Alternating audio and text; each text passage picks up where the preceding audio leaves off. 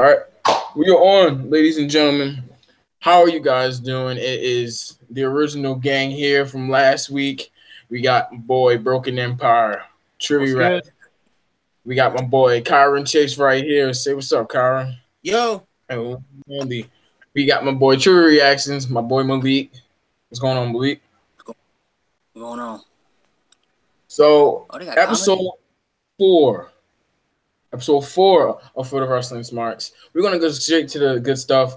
We have some breaking news in regards of WWE and what they're gonna do after WrestleMania, if I'm correct.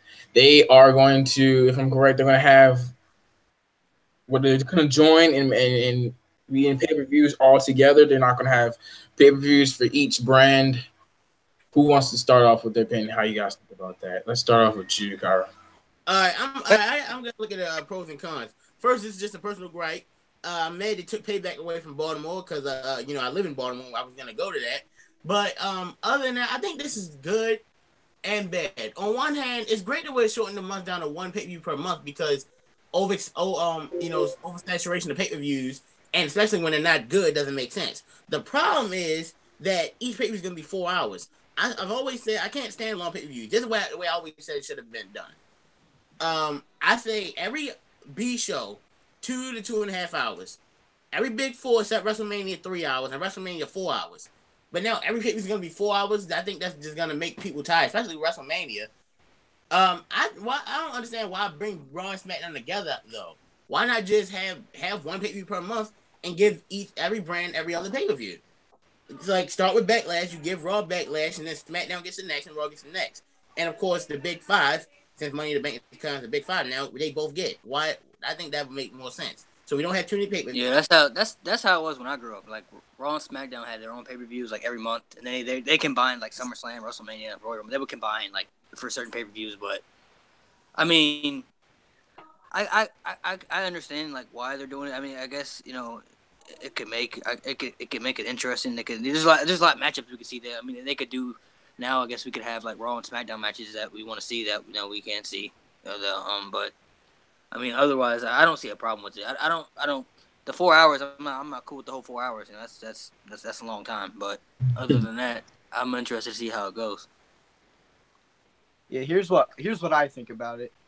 Now there's just one pay-per-view, right, per month, and now we don't all the mid-carders, especially on SmackDown, they're probably not going to make pay-per-views anymore. We're probably barely going to get all our championship matches in time, and Raw is probably going to get special treatment and be the main event every single time, and that bothers me. And also, the shows are still separate, so why conjoin the pay-per-views in the first place?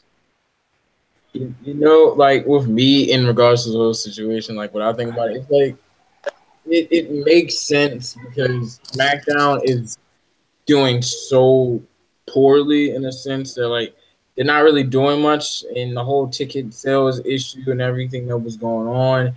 It just wasn't going in the right direction for SmackDown.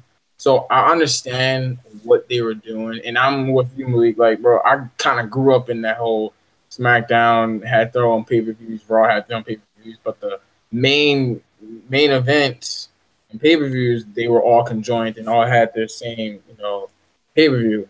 But I guess it's a smart business move, but from like the perspective of us, it kind of makes SmackDown look even weak now. Like that's just what I think. Like, and then like you, I guess it's something different to try. I mean, I don't know. It doesn't hurt to try. I mean, if it doesn't work, if it doesn't work for 2018, then I doubt they'll do it in 2019. So I mean, it's just I don't know. I kind of have to agree with you. Like it is something new, but it's just gonna make SmackDown look terrible. And just like what you said, yeah, I know. Yeah, And plus, like Empire said, I feel bad for like some of the mid carders are probably not going to make the card anymore. Oh So, hell, like yeah, the people you're that not you're be not like, you're not ever gonna see Ty Dillinger again. He's bye. yeah, and you barely even see Ty Dillinger now, so Exactly. you barely even see him now. Mm-hmm. that is true. That is very true. I'm You'll see, curious to see what they're gonna do. you'll see a lot of pretty much the main cards. You mean the tag teams, the women. You probably won't see a lot. Like I said, a lot of Ty Dillingers. You may not see a lot of some. I mean, I don't know. I don't want to say Elias, but they sometimes they build people up and they tend to fall off. So I just think there's too many titles they need to defend in order to like have them all on one show. You know what I think? well, some of them will definitely probably be on the pre-show. I mean, I Here's would what they imagine should some. do. Yeah, here's what they should do. They should give. What are you doing? My father's getting a controller. They should combine the women's division on one brand, combine the tag team division on the other, and have everything separate. So I'm just saying, like, give Raw the women, SmackDown the tag teams, and keep everything else the way it is. Because there's really since we're only having one pay-per-view now, there's no point of having two tag team divisions and two women's divisions. Especially because the Raw tag team division only has 3 teams, and the SmackDown women's division we're getting the same variation of Charlotte, Becky, and Naomi versus the Riot Squad every week, and we're gonna get it again on Tuesday. So why not combine? At least Raw's doing something interesting with the women. But and SmackDown tag team division, I mean, you got the Usos, you got new Rusev Day, you got New Day, you got the Bludgeon Brothers, but they're not. We don't know what's going to be happening at Fastlane. So why not give all the tag teams to SmackDown and all the women to Raw? I like it. That doesn't sound bad, to be honest. If I'm being fairly honest with you, that doesn't sound bad at all. Like, this is like, if they do that, and I have to agree with you with the whole SmackDown thing. Like, every week it's been the same match, but just different people. It's the same concept, the same Becky and Naomi and all this, and it almost makes the women's roster on SmackDown look super stale. Like they. I'm assuming you're thinking completely then. Yeah, you know how much I love Becky Lynch. I like Charlotte, I like Naomi, but I really do not care right now. Until Asuka comes over to face Charlotte, I really don't care. Yep. Yeah, I think they say the build. I think they saving a lot of build-ups for WrestleMania. I don't know because the build. I mean, they really haven't been doing anything really interesting lately. But after Elimination, after Fastlane, because that's the last pay-per-view before WrestleMania. That's when shit's probably gonna start getting interested and start going towards Mania. All right, hold on. How do you feel about this? You know how sometimes for like big pay-per-views they got a takeover on Saturday. How would you feel about a SmackDown pay-per-view on Saturday and then a Raw on Sunday? That kind of still goes to oversaturation though, and even on back-to-back days. Yeah, and then you got Raw and SmackDown after that, and so. And if you do that, what about Takeover? Well, on Takeover, you have the conjoined pay-per-views with Raw and SmackDown. I don't think we should talk about it. They used to have pay-per-view on Tuesday called Taboo Tuesday a while ago. Yeah, they did that twice. So let's see how that turned out. It only lasted 2 years. Yeah, and then they did Cyber Sunday for another 3. Dang, I kind of missed one. I could have went to one of those. The first one they ever had was in Cincinnati, but I didn't want to go for some reason. I don't know why. I just didn't want to go. I don't know why. I should have went though. I don't know if we're gonna get to it now or we'll get to it later. But anyone here how much Dolph Ziggler re-signed with the WWE? $1.5 million a year, right? Yeah. I'm kind of nervous about that. How much was it? Because $1.5 million. But here's the thing, I'm nervous about that for one reason. We know he said, all right, you're not paying someone $1.5 million for nothing. Anyone else got a slight fear that WWE because are gonna give Ziggler time of Fastlane just to not give us Styles and Nakamura at WrestleMania? Has anyone else got that fear? No. No. I don't think they're that stupid. Yes, they are. Even if it happens, AJ's gonna get it back before Mania. But here's the thing, there's no way they could ruin this dream match that people have been waiting for 2 years. Then what do you get if you do that? Ziggler versus Shinsuke. We all know how that turned out. I mean, I know Ziggler is a great performer. Don't get me wrong, but it wouldn't have the hype for AJ and Nakamura. He's not over either of the guys right now. Here's the thing: WWE is doing all these multi-man matches to keep it unpredictable on the road to WrestleMania. Because we all know, no matter how many people they put in the Elimination Chamber, Reigns is walking out of the chamber with the victory. Mm-hmm. So they're not changing Lesnar and Reigns for nothing.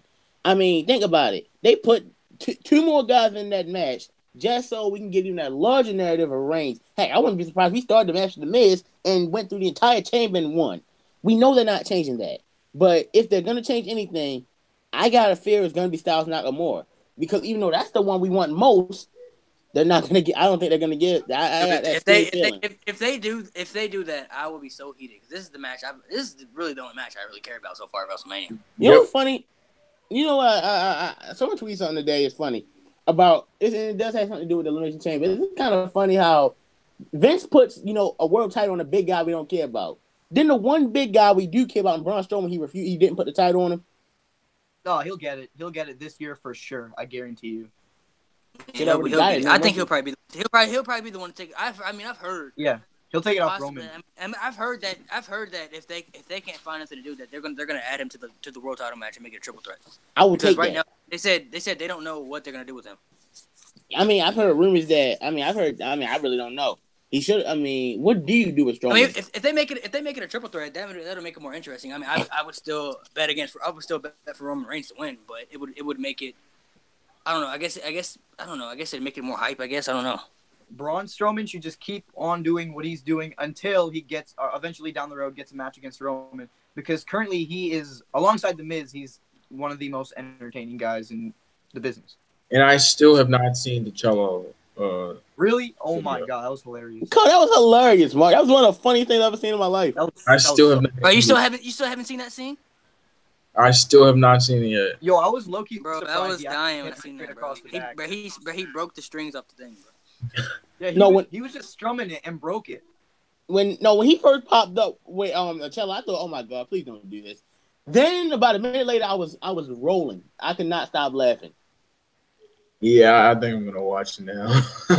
You're gonna have to check it out. But did you guys hear that they're interested in doing Finn Balor versus The Miz at WrestleMania? I'd be all right with that, I guess. Yeah, I was the one. Didn't I not say that like 3 weeks ago? I said they should do that match. Yeah, you did. I wouldn't. Anyone else got to think? What do you guys think about getting Rollins and Angle at WrestleMania? That would be cool.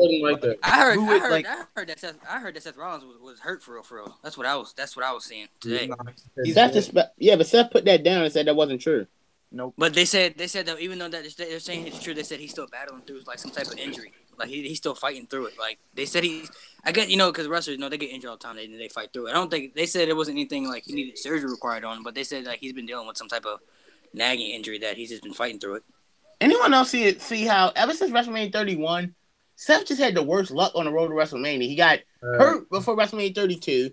He got hurt before WrestleMania last year. He still wrestled, but he didn't. He lucky he made it. Lucky he made it to WrestleMania last year for real. Yeah, like we were this close to not getting it last year.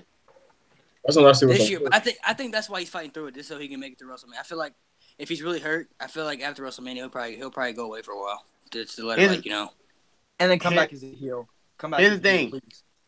Do you guys have the Rock team with Ronda to face Stephanie and Triple H at WrestleMania? No. So what do you think Ronda's gonna do? If she teams up with the Rock, then I want. If she teams up with the Rock, then I want to see it. 100%. Because I don't need Ronda Rousey anywhere near a singles match at WrestleMania. Not yet. No.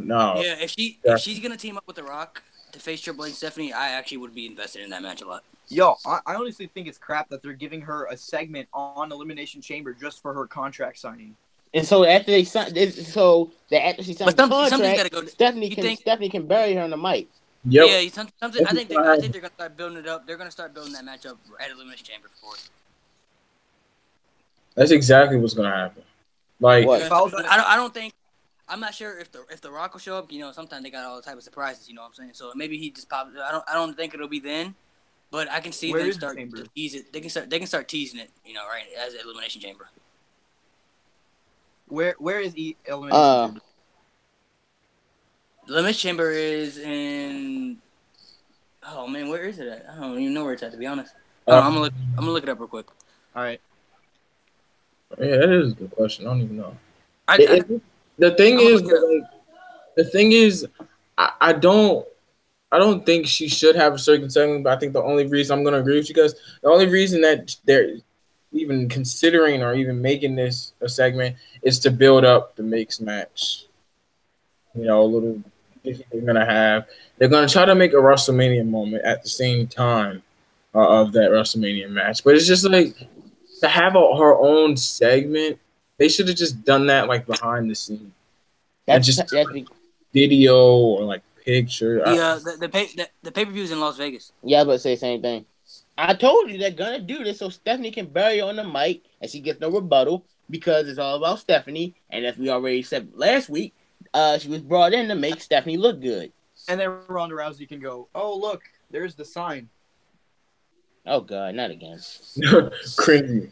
I'm interested to say. I want to see if they actually let her talk though. Like I want to see. We got to figure out how good she is on the mic and stuff like that. So she gotta have segments. You know what I'm saying? You gotta find out if she actually how good she can actually be. Mm-hmm. I mean, she's a decent enough actress. I've seen, but you can be a good actor or actress, but when it comes to being on a mic, it's a whole different story. Yeah, it's a different story. Plus, sometimes she'll have to go out there, and sometimes like she'll have to go out there and not even read off the script. Cause sometimes they be going out there and do a shoot. Then sometimes they go off the script. So some of the best nowadays usually wrestle at their best when they're not scripted. Yeah, it's natural. It's more fluent. Here's the thing: when you're scripted, and this is something I know from when I watch my videos when I'm scripted, and my videos aren't scripted, are scripted.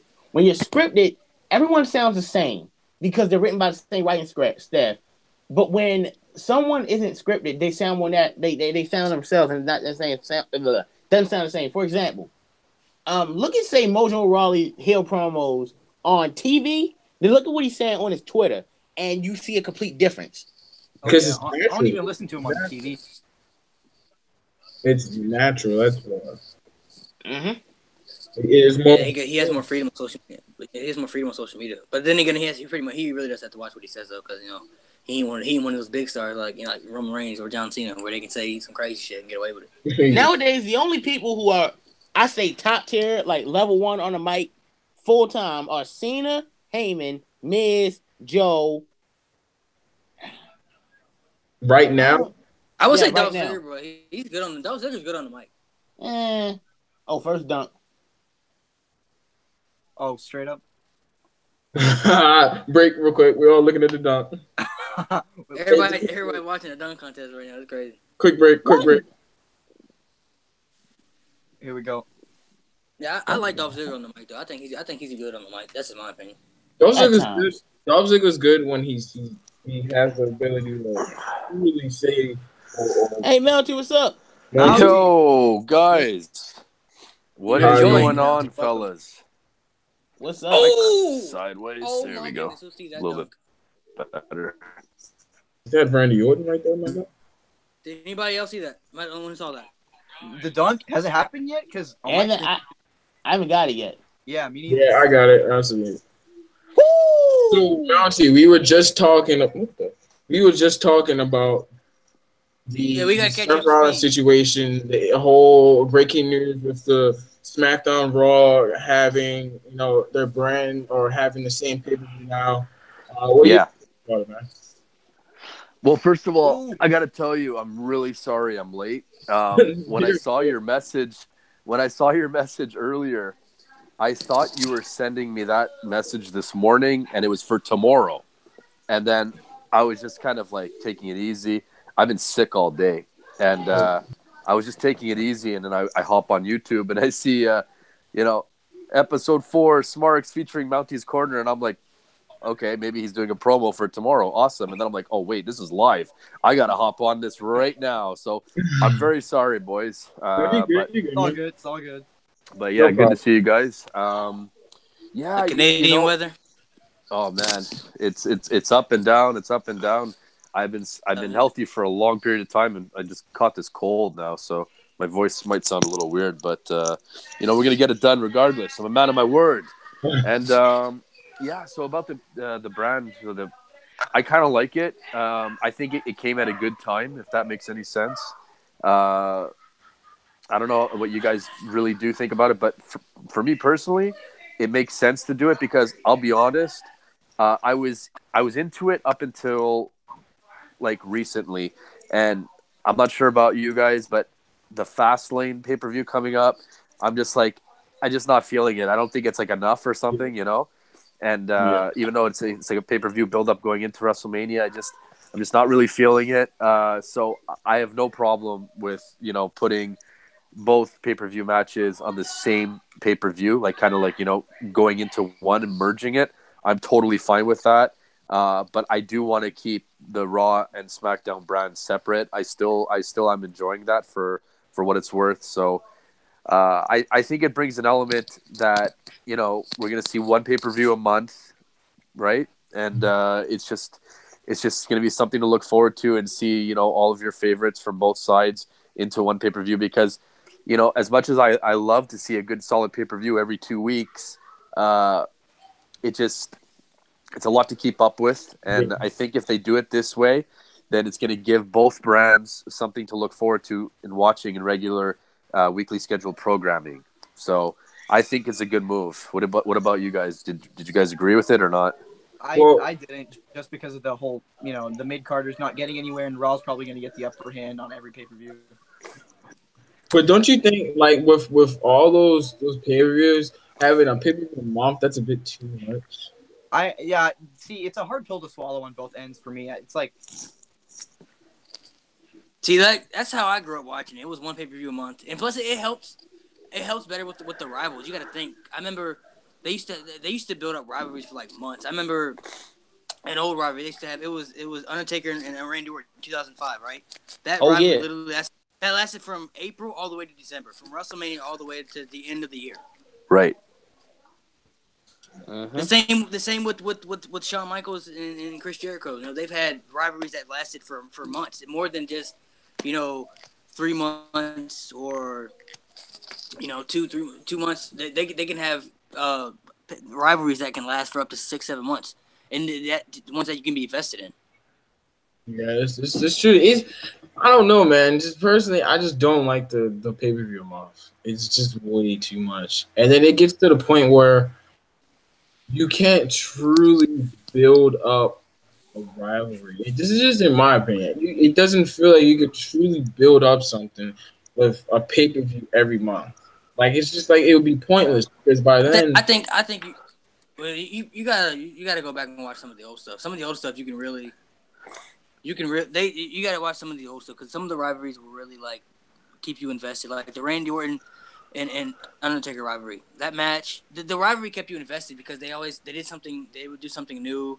The stipulations would change for the matches, or they would just do something. They would do things differently that kept you just invested in it. yeah, I mean, I guess you got a point there. It's just I don't know. It's not the same because that was what a couple years ago in different roster. Different roster. It's a different era than it is now for sure. But I mean, they can still. I think they can still do some of the stuff that they could do back then. They can still build up rivalries like that. I think they can build up rivalries for a long time if they want to. It's just nowadays they don't really build them up for as long as they used to. I mean, they'll last for a couple months. They'll last for like 3 pay-per-views, and that's about it. Well, the dynamic is changed, right? Like you have a 3-hour Raw, 2-hour SmackDown. You have so much more like programming to fill. So you keep seeing a lot of matches on Raw and SmackDown that you would see in the pay-per-view. So it's kind of hard to get invested in that because you're already kind of seeing it on Monday Night Raw, like this coming Monday, right? Like they have this big like gauntlet match. It's very similar. It's not similar. It's not a gimmick match. You know what I mean? Like, yeah, okay, it's not in the chamber, but it's still a gauntlet match and it's elimination style, right? So it's like you're kind of giving it. You're giving like too much of a teaser. You know what I mean? In fact, it's not a teaser. It's like you're gonna have all of them in the match. So it's like I don't know, man. Like sometimes I just feel like when it comes to any sort of rivalry, you should not have them ever face off. Not in a tag team, not in any sort of way. If you could sort of maneuver it, you should do it that way because it just takes away that element. Because back in the day, like Trivia Man is talking, about his era. Let's go back to my era where it was like if these two guys were facing off, they did not even like almost touch each other except for like maybe backstage or something like that. Or they bump into each other in the ring. Like there was very minimal contact, and it's just so difficult to do that these with so much programming on weekly basis, and you also have to entertain the people on the live events and all that kind of stuff. So there's a lot of factors that have changed, and I don't know. It'd be really tough to do that. But at the end of the day, it's like they're kind of already having like one pay-per-view a month for whatever brand it is, right? It's just it falls on separate weeks or whatever the case is. Sometimes you might have like a month and a half break for like a Raw pay-per-view in between. You know what I'm saying? So like, it just really the times are different now. If they really wanted to, like, to improve the incorporation of a feud, because it's tough, and we see it so much that after like a month and a half, us as fans, and I'm sure you guys can agree, sometimes we're like, I'm kind of tired of this one. Like, like the Bray Wyatt and Matt Hardy thing. It's like, it's cool at first, and then I don't know. Are you tired of it already? I mean, he has so much exposure that it's so hard to be fully invested because keep seeing it over and over. Sometimes we don't even want to see the best of three. We just want to see a one-off, and then, okay, what else you got for me? Yeah, it's true.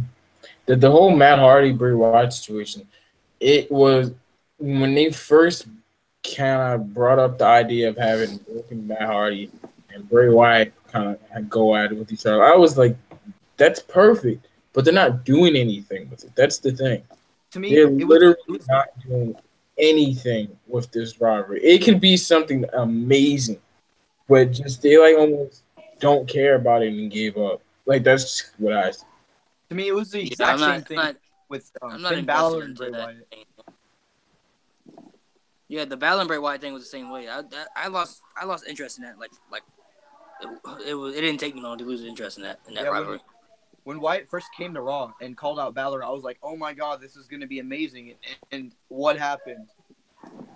We almost got to see Bray Wyatt wrestling Drag. I said it this morning, I said it a billion times, I'll say it again.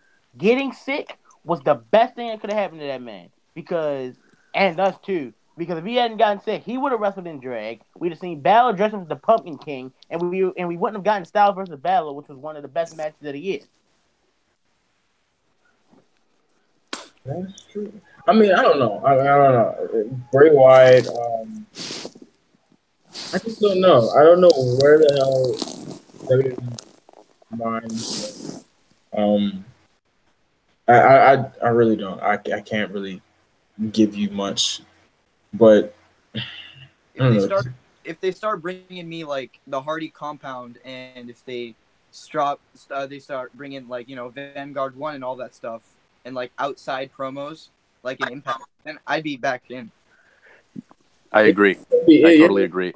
Really, I mean, Matt did say be patient, and like I'm trying to be patient, and I understand we're gonna get like something big at WrestleMania, but you gotta give us something fun at Elimination Chamber because we still have weeks for Mania. If you want to see the big Hardy compound, hell, Wyatt compound for WrestleMania, which hopefully they don't take too seriously, give us something more than just a regular match at Elimination Chamber. Yeah, I'd like to see that too. And it just feels like, as much as I love to see, the woken, broken Matt Hardy, as much as I love to see it, I just feel like there's still a little piece that's missing, and I think that's what it is. We need to see that impact, so to speak. You see what I did there? Yeah. That they did it well. They did it really well, And now that they have the complete control over it, and Matt Hardy kind of has his hand on the control, and he can control this thing, right? Like, because he's got some pull with the character. Yeah. Like, he's got to do this kind of stuff. It's not just about him laughing in front of the camera and then that's it, and he comes out to the piano theme. It has to go so much deeper than it, because if not, it's just a watered down version. First of all, I mean, unfortunately, it took a little bit too long for it to kind of come through, but that's okay. Better late than never, and I'm okay with it now. Mm-hmm. But here's the thing: the one time they actually, kind of did something interesting. Remember they had that Turbo match at Raw 25, and then on commercial, you got Jeff Hardy coming out doing Brother Nero, fade away and class myself as Alpha Elite. They don't show that. Like, the man doing Brother Nero, you don't even show it to us.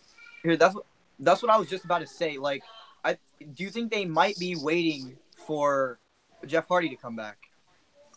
Possibly. Yeah, They but you can't. Yeah, but people are gonna get bored of broken mad if they don't do anything fast.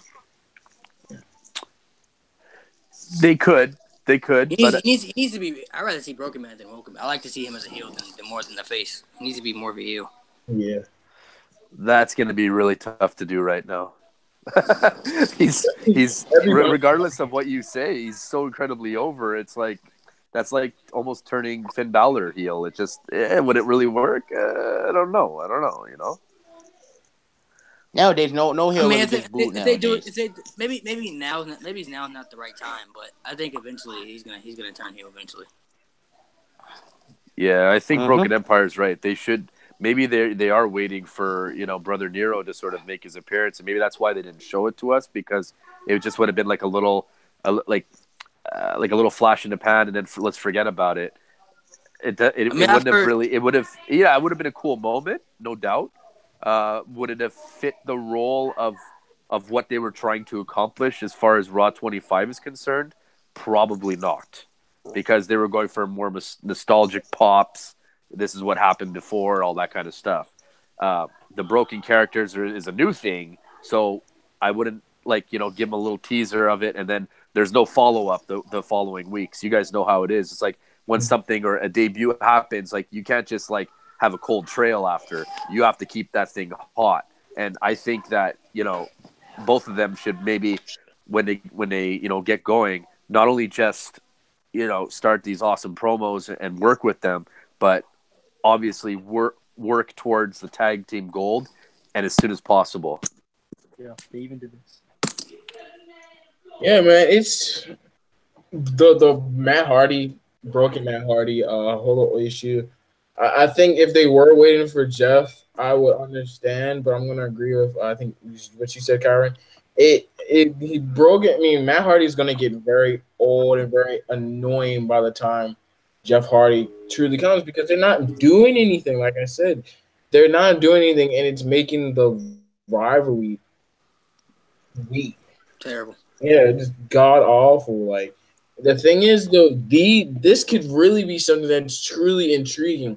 Like what Empire was saying, if you bring in these like almost impact kind of segments and do all these things like for example outdoor promos and stuff like that, yeah, it'll be interesting. It's just they're not doing it. I don't know what they probably. It's probably because they want Brother Nero. Like I said, I think Brother Nero is the thing that they really want to be a part of the storyline. And for all we know, when Jeff Hardy comes back, he may be Brother Nero. Not the Jeff Hardy that we know we see right now. So it should be fairly interesting to see what they're going to do if they don't have anything crazy planned for Elimination Chamber. Well, I could see Taker hopefully making an appearance. At least I'd like to see it. Like will he be a factor in eliminating John Cena?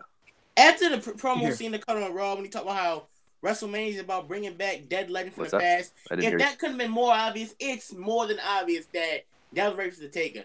Hopefully he's in good enough shape because, I think that match is a little bit, 4 or 5 years late, but I still kind of want to see it, but at the same time I don't.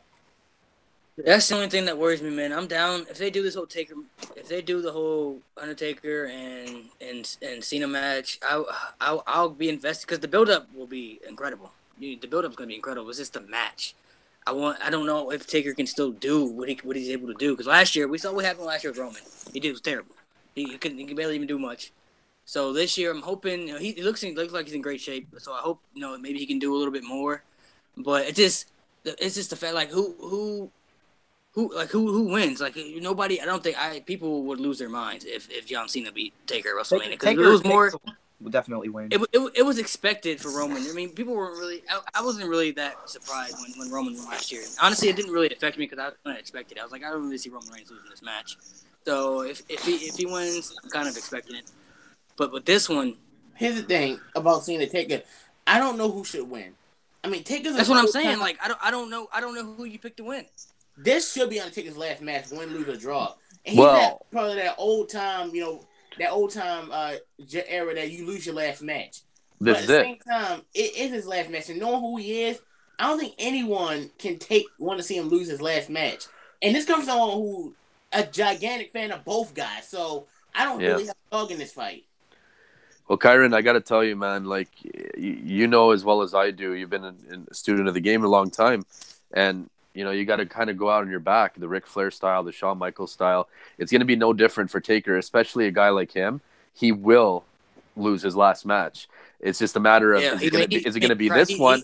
And I think it's going to be this one because I think it's going to get to a point where, okay, yes, he lost that one to Taker, but then he bounced back. He lost the one to Brock, I mean. But then he bounced back and beat Bray, right? I think. Yeah, Bray and then he beat Bray, and then he Bray, beat Shane, and then he comes back, right? Again, loses to Roman. What better way to go out on your back than to lose 2 in a row, and the last one to John Cena? I think they're going to build this matchup as because both guys, Cena's kind of at the end of his career too, because you know he's doing the part-time thing now, and he's not really doing full-time.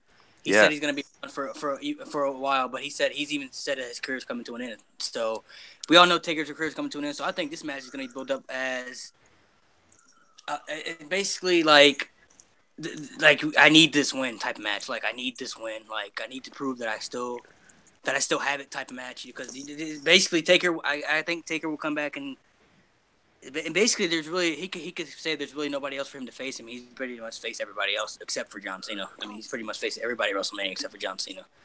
Exactly. And the way Cena's been cutting his promos talking about he doesn't know his road to WrestleMania and the way he's just been acting, just the way he's been kind of acting a little different. So I think after him losing the Chamber, I think he's gonna come out at Raw and he's gonna just kind of. I don't know. He's gonna cut one of those type of promos where he just doesn't he make it seem like he doesn't know what the future, and then I don't know if Undertaker will show up then, but I mean they'll start building it up from there. But I think that's the build up they're gonna have for this match is this type like I need this win type of match. Like I can't show like any type of remorse. I need this win. When the day both of those guys officially retire, I'm gonna break down in tears. I admit that. I thought he was done last year. I mean the way it seemed, I was like, yeah. That is true. Last year when he lost, like I said earlier, you had those vibes like, man, he's done. He's not coming back. Mm-hmm. Especially after watching the match. When I was watching the match last year, I was literally telling myself, just the way he was moving around and this how the match was. Yeah. I was like, dude, he has to be done. Like he can't do it anymore. That's how I felt. I almost cried when I saw him coming out because like I was there. So I'm sitting there watching, and the way he's coming, I'm like, yep, this is going to be his last match. And my eyes just get a little watery just thinking, wow, I can't believe this is over. Like, my little brother sent me like, it's okay. And like, no, it's not okay. Yeah, like, it's somebody that I grew up watching. Like, this is The Undertaker. Like, there's never be anybody else like The Undertaker. Not at all. No way. But that's why I'm saying, like... To me, he's the best character ever. Like, I don't think there's a better character than him. Gimmick-wise? No doubt. I think he's the best gimmick ever. Yeah, for sure. Like it came in a time where just everything was, it was still kayfabe was super strong, right? And it's just and then you got to think like remember he changed his character, like he went to the American Badass type character and then he went back to the Deadman type character. Like nobody else has done that. Yeah, he evolved fresh, and be able to stay fresh too. He was in the classic, the golden age, the new era, attitude era, roots aggression, PG reality universe era. He's been through everything, and yet he still evolved his character throughout, so it never got stale. That's one thing you gotta applaud him for. Yeah, it's nearly a perfect story because I think if they introduced the character like in today's day and age, I don't think it would work out. Heck no, hell no, not at all. No, my only thing is I would like to see John Cena like I'm not gonna say turn heel for this, but I would like to see him if they're gonna build it up like I need this win type of match. I want to see a little bit more of a darker John Cena. Like not coming out smiling, like more of emotions, like more straight face. You know what I'm saying? You might as well. I mean, because no matter what, if you face Undertaker at WrestleMania, you're pretty much the crowd designated heel anyway. And I'm not saying Cena should completely turn heel because I'm not really that passionate about it, but make him embrace that darker side. Like this is not my idea, so I'm telling you that. Have him come out. And let's say, let's say you put one of Undertaker's old outfits in corners and burn them.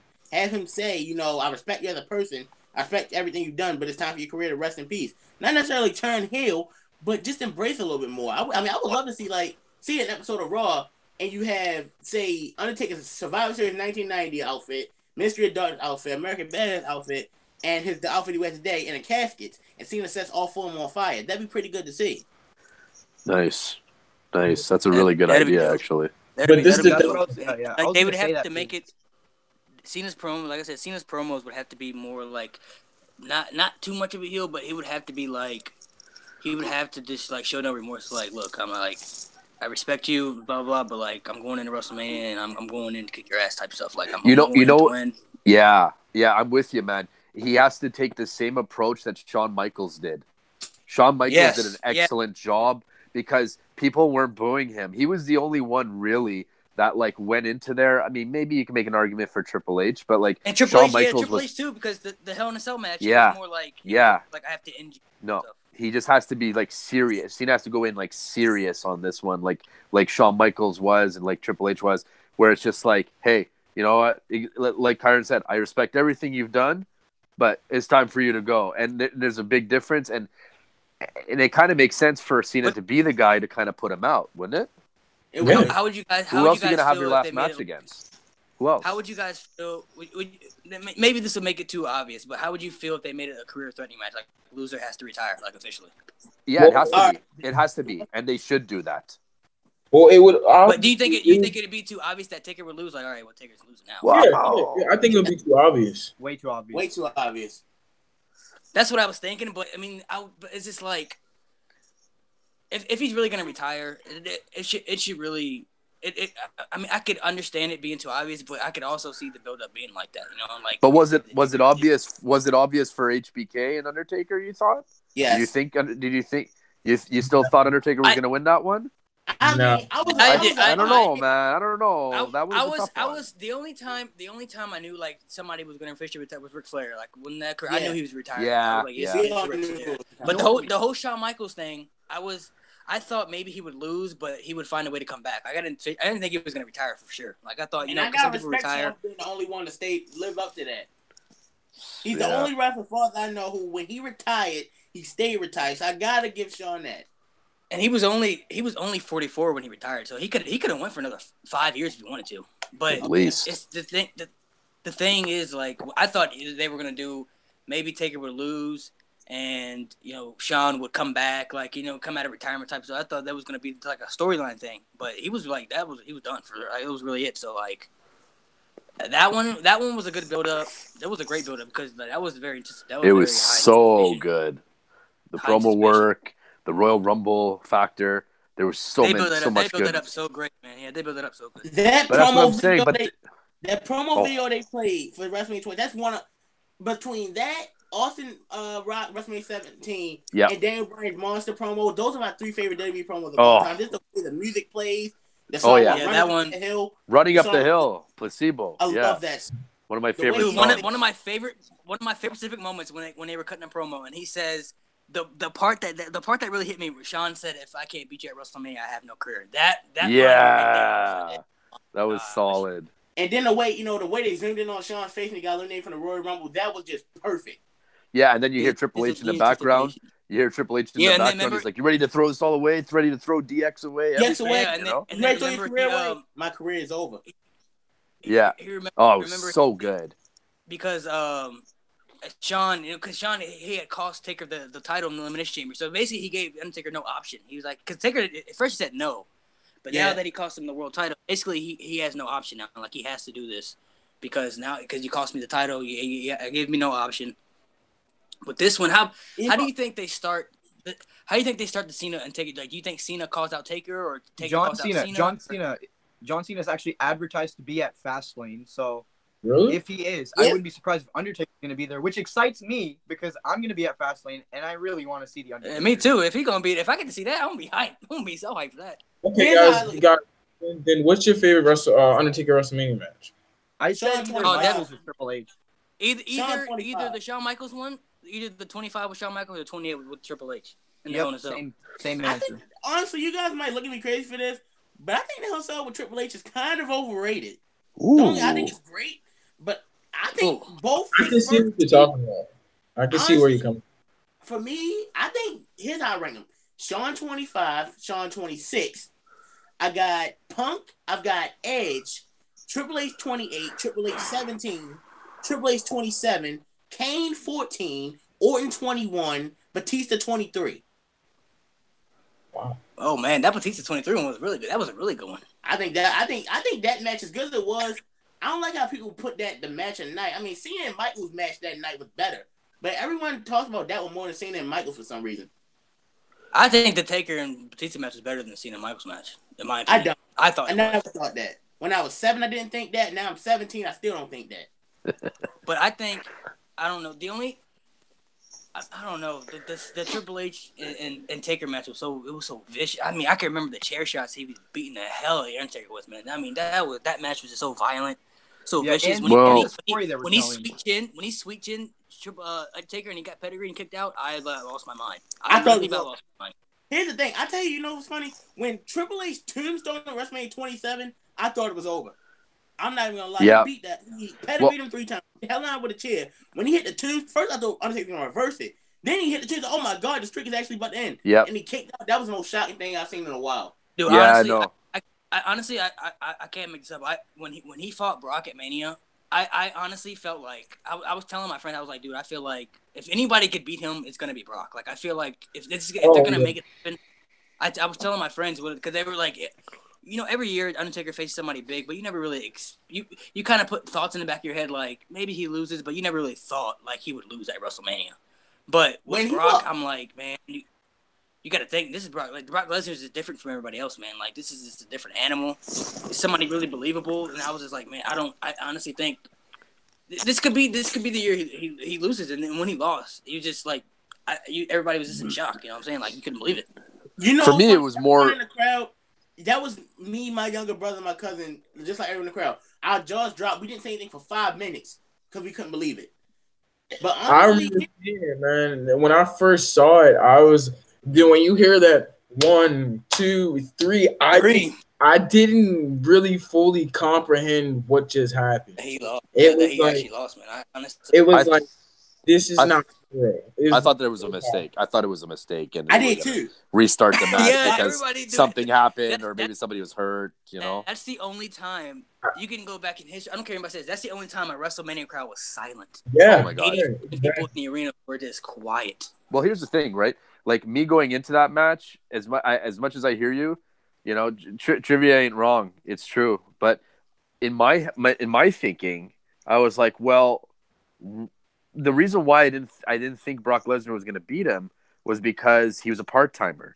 And I'm like, well, why would WWE end the longest prestigious streak ever and then have him lose to a part-timer? I don't see it. And now I understand why they did it, because of the beast that they made Brock Lesnar's character and everything else. But you couldn't. Sorry, I was going to say, like, you couldn't have given that to anybody else because they wouldn't have been able to carry that torch in the same manner week after week and a full-time roster. It just wouldn't have worked. Yeah, and you gotta look. You gotta figure whoever beat Taker WrestleMania is gonna get a lot of heat, regardless from the people. It doesn't matter if you're a face or not. You could be the biggest baby face in the company. You're gonna get so much heat.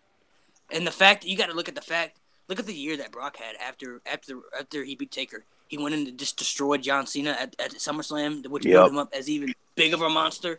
And then he had a great triple threat match with Cena and Rollins at Royal Rumble. And then he had a pretty physical match with Roman at WrestleMania.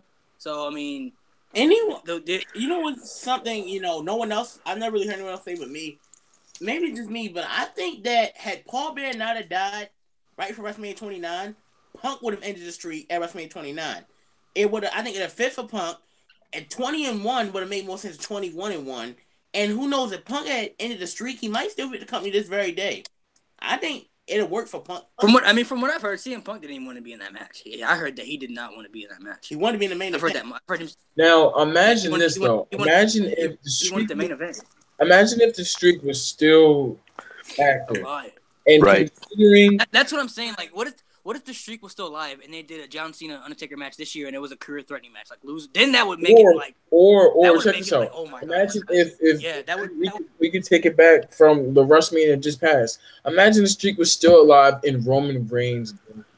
Ooh, Yeah. no, Oh no. my God. That's too far. No. That's way too I far. mean, you know what? No. Hated man, Like, anything. planet. Guys. Man, if honestly, No. if he would have lost, first of all, Taker would have been like, he'd have been like, all right, you know what, I'll do it, but you realize this kid's gonna get a lot of heat for doing this. You gotta realize that. A lot isn't understood. He would Because I've heard them say that Taker's he's always been okay with the streak ending. Like if it had to end at a certain time, he's always been okay with it. Just had to be the right time and the right person. But I couldn't even imagine I couldn't even imagine with the people. If Roman would have won, he could never be a face ever again in his life. Never again would he be a face. Never. You know what's funny? But honestly, that could have built him up as one of the best heels ever. Because he could have came out. If you think about he came out on Raw after Raw with that. He could say that line every time, like I defeated the Undertaker, and people would boo every time. He could say that line every time. That's what Brock Lesnar is doing now. That's what Brock Lesnar is still doing. Or Paul Heyman. That's what Paul Heyman. Yeah, and people still hate it. Yep, and people still hate it. But imagine Roman, considering the push and the feedback and the response that the crowd gives Roman. I cannot see Roman ever being a face if that was the case. That it's just, and that's the only thing with the whole John Cena. You got to think some people won't really understand if he beats Taker at WrestleMania. Some people won't really understand. Some people will just look at the hatred of John Cena and be like, "Oh, that's just WWE is just terrible." And they only would think of that concept. They don't think about the background and the storyline and the concept behind it. You got to think, like last year when Roman beat Taker, it was, I wouldn't say so much passing the torch, but it was putting over the young Roman Reigns. The old Undertaker and the young Roman Reigns. Honestly, I mean, you got to look at it. Undertaker is 52. Roman Reigns is like 31 years old. mm-hmm. Would it really have been believable for Taker to beat Roman Reigns at that time, especially with Roman Reigns being built up with the way they're pushing him and the way they're a busted up hip? Don't forget about a busted up hip. Exactly. He had a busted up hip, and he could barely even move. He could just barely even move in the ring last year, man. I honestly felt so bad for him because you can tell Undertaker's heart's still in it. Like he still wants to do it, and he still wants to do it at a high level. But obviously, physically, he's not. You can't escape Father Time. People get old, and I just honestly felt bad for him because watching the match because there was just so many I remember when Roman went for when they went for the tombstone and tried to reverse it and Roman couldn't get him up because Taker couldn't get up there and I was just like, oh my gosh, man, like they're just I felt so bad for him, man. He was trying the best he could and he's just so old and it's just like, man, it's just terrible. Cena and Taker, but they will be in the same building where the streak was lost. I don't know if that means anything, but you think they're not going to bring that up? True. That's all they're going to talk about. Guarantee that when Cena and Taker happens, they're going to bring up the fact this is the same building the streak ended at least 4 to 5 times during the build-up, and they're going to bring it up at least 3 more times. I mean, you got to think about it. If this is going to be Taker's last match, this could main event WrestleMania. I could see this main event over. This could main event over Brock and Roman. You know what? I say this. Styles Nakamura should be the main event, but if Cena and Taker is on that card, I love Styles Nakamura. It's going to be the match of the night, but John Cena and Undertaker, come on, that's too big of a match not to put in the main event. Yep. Exactly. Yeah, especially if Taker's gonna retire, that's got to be the main event. I mean, even if the match isn't great, I can understand it, but it's got to be the main event. It's got to be because it has to be the main event. Especially if it's a career threatening match. Come on now, it's got to be the main event. Well, let me ask you guys this. Let's say it goes the same way as last year. And let's say Cena is now the next one to beat Undertaker. And it's kind of a similar sort of exit for Undertaker. Is it watered down because he did it last year? I think it's all in the way. I think it's all in the way that Cena beats Taker. Mm-hmm. It really depends on how it happens. But what if, this is a huge what if, Cena did turn heel? Like, let's say the ref gets knocked down, Cena goes outside and just smashes Undertaker with a chair over and over again, and hits him another AA and wins that way and turns heel. There'll be trash in the ring, people be booing, and that has the main event. That'd be perfect. And Undertaker doesn't get that happy send off like he got last year. Like, let's say he gets carted off or something. That's how you end a I see. I don't WrestleMania. know. I don't know if Cena ever wants to do that really, because I think they're. The only reason I don't think Cena's ever turned heel is because of the kids that look up to him. Like I think he's too worried about somebody had to take over that role. You know what I mean? But the Like thing somebody has is, to take over that role for him. And I those, don't know. I don't think there's anybody that can fill that role, to be honest. those kids better grow up then and realize that that is not the. I have grown up, and I still look up to John Cena. I've grown That's up. what I'm. But that's what I'm saying. I grew up. I can tell you right now. I grew up.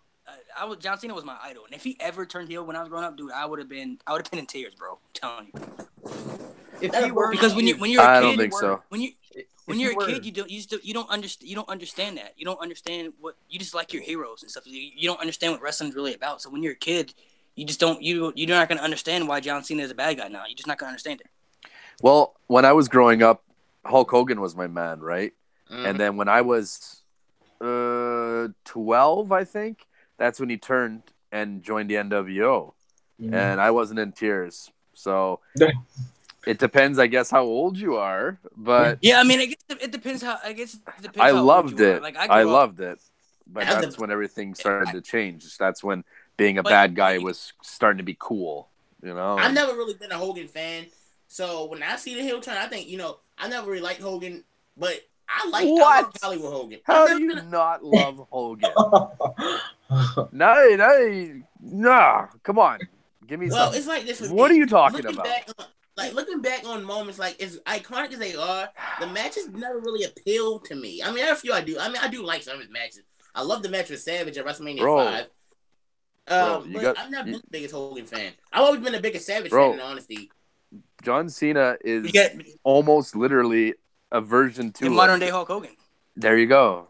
He totally is. It's more. I find it controversial funny now. though. It's It's more very- controversial now.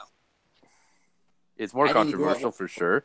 Hogan had more of fans on his backside a little bit because he didn't have those anti-Hogan fans. You know what I mean? They He only did started go to late. emerge. Well, they started to emerge a little bit here and there, but it was never on the same level as John Cena, right? So, Right, but like Never- the never- style never- of matches, and coming back from behind to get the victory, like he patterned that pedigree from Hulk Hogan days. It's crazy. Yeah, he I find it changed- funny. Hulk I find it Hulk funny that Hogan- you don't like one, but you like the other, just because of. I find it interesting. Hulk Hogan he changed the landscape of the babyface for so many reasons. I mean, you got to think there was like anybody you put Hulk Hogan up against, like even when he faced Warrior, like Warrior was a pretty over babyface, but I feel like Hogan was still, he still had that edge more as the modern day babyface. Especially you got to look back when he faced Sergeant Slaughter at WrestleMania. Oh my gosh, Yeah. the entire crowd was behind him 100%. Nobody wanted Sergeant Slaughter to win that match. Nope. I mean, I've always been a bigger Randy Savage fan personally. That was always my guy. I love his promos, his matches. I've always been a bigger Randy Savage fan. That's a good pick. That's a very good pick, though. I forgive you. Randy Savage is one of the best, man. Randy Savage. Ricky the Dragon Steamboat was actually my guy. I think what Ricky held Steamboat- Steamboat back and why I put Savage over his promo ability. Like, I think no one in the 80s cut better promos, maybe other than Piper, cut better promos than Savage. Nature Boy? You guys know that's his real voice too. That is weird, man. Ric Flair, maybe. Ric Flair. Yeah, Nature Boy. Yeah, Yeah, but I never followed. Ric Flair, man. He's the best. He's top 5 best But- mic ever. But I never followed NWA, so I'm that in WCW, so that doesn't really appeal to me as much. Well, he still cut some good ones in WWF. But funny thing is, truth be told, Randy Savage was really nervous to cut promos in the first place. His brother had to help him to cut promos and try to relax before, because he wasn't comfortable doing them. Kind of like Bret Hart was. Similar story. He was never comfortable doing him until he found that edge, until he found himself. Some Yeah. people are like that. Some people don't really feel comfortable until they find themselves, until they find the abilities to be able to go out there and talk like nowadays, I mean, look at John Cena. John Cena can go out there and say whatever the hell he feels like it, but he cuts amazing promos. You're gonna listen to what he says. Oh, I mean, he's so good. He's so But good. here's the at thing, it. promo- even Cena was like that at one point. Him and The Rock, think about it. Before they turned heel and got personalities, they were the exact same way. They had no personality to speak of. I mean, yeah, when he was rocking my V and when John Cena was just a prototype, it wasn't when Rock turned heel, joined the Nation, became The Rock, and when Cena turned heel, became That's a Thugonomics. That's when they got that edge and learned how to have a personality, cut a promo, and they carried it even 20 years later, 15 years later for Cena in Cena's case. Well, Cena So has they were the kind of the same ability. way. And Cena has the ability that doesn't matter wherever he is or whenever it is. And He just has the you gotta ability. think, You got to pay attention when he comes out. It's crazy. One of the things is like you got to look at the people that John Cena came up with. He came up with Randy Orton, Brock Lesnar, and Batista. And Batista and Orton were thrown into Evolution, so they were already destined to be phenomenal. They're thrown in with Triple H and Ric Flair, and Brock then you had Brock. And Brock got the belt like 6 months with already being on the main roster. I mean, Brock was already built up. He's already made event a SummerSlam against The Rock like after being 6 months on the brand. Cena didn't start main events like after 3 years. He was on the main roster. That is a really good point. I never thought about. Like, think about it. Of the four, John went on to be the biggest star, but when they first came up, you could argue John was last. You could even throw Shelton Benjamin over. Shelton Benjamin was even getting more pushes than he was when he first came up. Exactly. That's just But with Brock left, Randy's face turn failed, and they never really did anything with Shelton. So between John and Batista, and John always just had that promo edge and just appealed to more people, which is why he got the number one spot, and Batista was number two. And Batista was older too. Cause I didn't know Batista was already in his mid-30s back then. I thought he looked like he was in his 20s. I didn't know he was. I didn't even know that. Yeah, I didn't know he was already like 34, 35 by the time he already won the belt. So I thought he was like 20, 26 years old at the time. He looked so young, but I mean, you got to think about that. You got to think of the people he came up with, and look at him now. Like John Cena has became OVW just rose. He just made himself into like the biggest star you ever seen. You know what I'm saying? It's crazy. Here, let me. But I mean, like the match with Taker. Like I said, the build-up would be great. It's just the only thing that concerns me is just the match itself. How is the match itself going to turn out? How is it going to be? How are you gonna book the finish? Where are you gonna put him on the card? That's the only thing that concerns me. I think like the build-up. I think I have a good finish. I think I have a good finish. So, say the ref is out, right? And then Cena reaches into his pockets, pulls out brass knuckles. So they were already in his pocket because think about it this way, before the match, he thought he might, he just might need to use them. And the ref is out, and he looks at Taker and goes, "I'm sorry," and then punches him in the face. That would be a great heel turn. That'd be incredible. I'm not even gonna lie. They could even do something. He could even do something with like he could just even go get a chair or something like that. You know what I mean? They could just do something with that. Like he could just even cheat little ways. Like he could like a low blow. Like like John Cena doing like a low blow or something like that. Like this. I know, but the fact that it was already in his pocket, it's like, wow, he was thinking about this before. That's even better. Right. The way I see it is guys, is Taker's a smart man. He's not just gonna eat the pin and then have nothing show for it and have his way out. He's gonna want to do something great, especially extravagant for the future. If this is gonna be his last match, then he's gonna go out. He's gonna do something crazy, man. He's gonna do. This is my last match. We're gonna tear this shit up. You better believe that. Yeah, it's not just about putting over somebody at this point. It's about maybe bigger than that, like something making a moment. Well, okay, what do you guys real think big about moment, and something that trailblazes the rest of how it's going to go from then on. How do you guys feel about the match? The match going back and forth, but towards the end of the match, Cena basically he's just dominating at the end of the match. Like the match goes back and forth, but at the point in the match, Cena just gets the advantage, and Taker just keeps trying to fight back, but it's just too much. That kind of they already did that last year, though. Yeah, pretty much. But would it be? Would it be different? Could they do it differently, or I feel like last year they only did it because Taker couldn't do much. I feel like he just really couldn't do. He couldn't do shit last year. I'm sticking with my brass. I think that was perfect. I mean, if you think about it, when he went to give Roman the last ride, he couldn't even pick him up. That he's getting up in age. He's getting to the point where he needs people to make the match for him. Honestly, I'm concerned about So the question is, are you guys okay with Taker losing 3 times at WrestleMania? Yeah, it depends how he loses. How he loses depends. I mean, think about it. When he lost his other 2 losses at WrestleMania, we thought he was gonna retire at WrestleMania 30, the way he looked, but he came back and looked great. We all thought it was over last year after how the match ended alone. they can't really get away with having a special Undertaker moment for a third time. So you have to do something different. Yep. That's really I what it just don't comes know what down else they to. could do. I don't know what else they could. The finish. I mean, you can't just have him. I don't think you can just have Cena beat him 1, 2, 3, and that just be it. Like there has to be some type of dramatic ending for it. I don't know, but I don't know what else they could do. Undertaker, but here's the thing: Undertaker's always been a company guy. What if Undertaker tapped out to the STF? That's dead. That's not happening. No. But what if that was That's the just finisher? horrible. Even What I if think that it's a bad idea. No. Nah, not that. You can't do that. These are What's two wrong with guys that? that don't tap What's out. wrong with tapping? What's wrong with tapping out? At this Every point, The tap out at everything. SummerSlam. All right, Everything. what if he passed out then? What if he passes out? No. No. No passing out. No tapping out. I think him Come tapping on, out. I think him man. tapping out would be interesting because nobody would expect it. Not with John Cena though. that's the last person. But it's Well, not, Roman Reigns. if But it's his The last last. match, if it's his last match, why does it even matter? What if he tapped out? Would it be different? If he tapped out to Kurt Angle?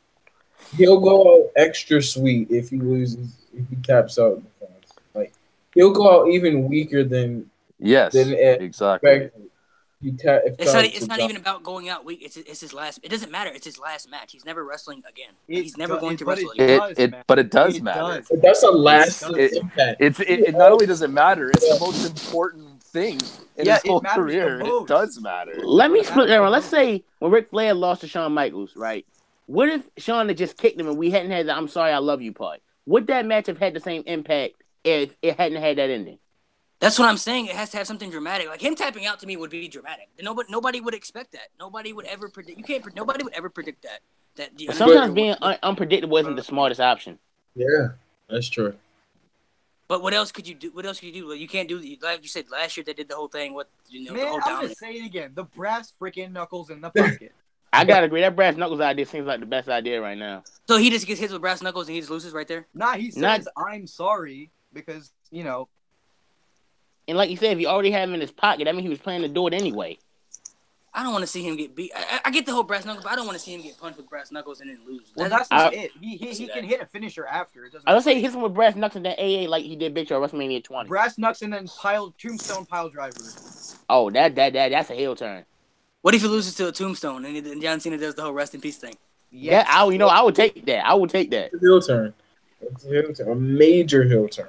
I think the days this is a lot of fun, but the days of John Cena turning heel, I think it's behind us, guys. Yeah, if John Cena's going to turn heel, he should have did it a long time ago, man. It's probably just going to come down to the same thing as I said last year when I predicted that Roman Reigns was just going to win clean, and it's just going to be no different. I think John Cena is going to win clean, and we can speculate so much, and oh man, it'd be amazing, and I'm with you. But I said the same thing on the moral of Wrestle the story. Ramble. He's not going to. How do I say this? He's not going to turn heel now because he's got a limited schedule. It wouldn't have that same impact, and if he would like you guys said, this thing is like 5 years at least too late. But if it was to happen like 5 years ago when Cena was like a full-time guy and everything else, and he's on and on and on every single week and every single pay-per-view, no movies, no whatever, I think it would have been a massive impact, flip the world upside down. I just don't see it happening. If John Cena's going to turn heel, he should have did it a long time ago, man. It's too late now. That's my. I wouldn't want to see him turn heel now because it wouldn't really matter to me anymore. If this was 5 years ago, it'd be different, but it wouldn't matter to me anymore.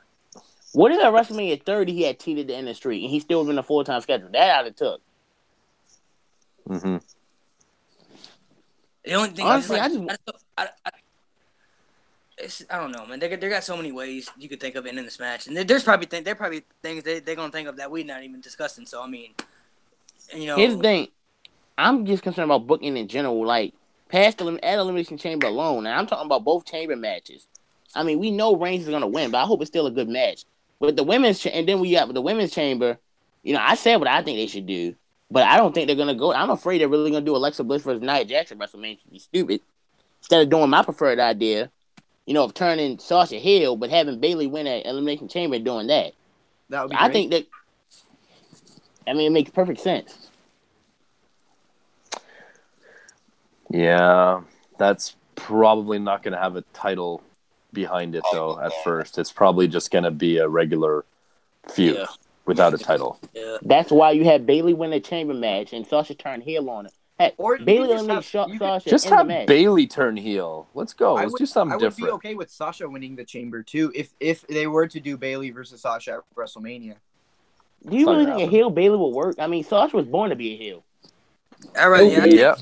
I think Sasha would be a better heel, but it would be different. It would be something different for Bailey. You know, it'd be something different. Could she actually play that heel character though? Could you That's imagine my that, though? thing. Bailey goes for a hug and then slap right in the face. Or See, imagine Bailey. He come- gets it. He gets it.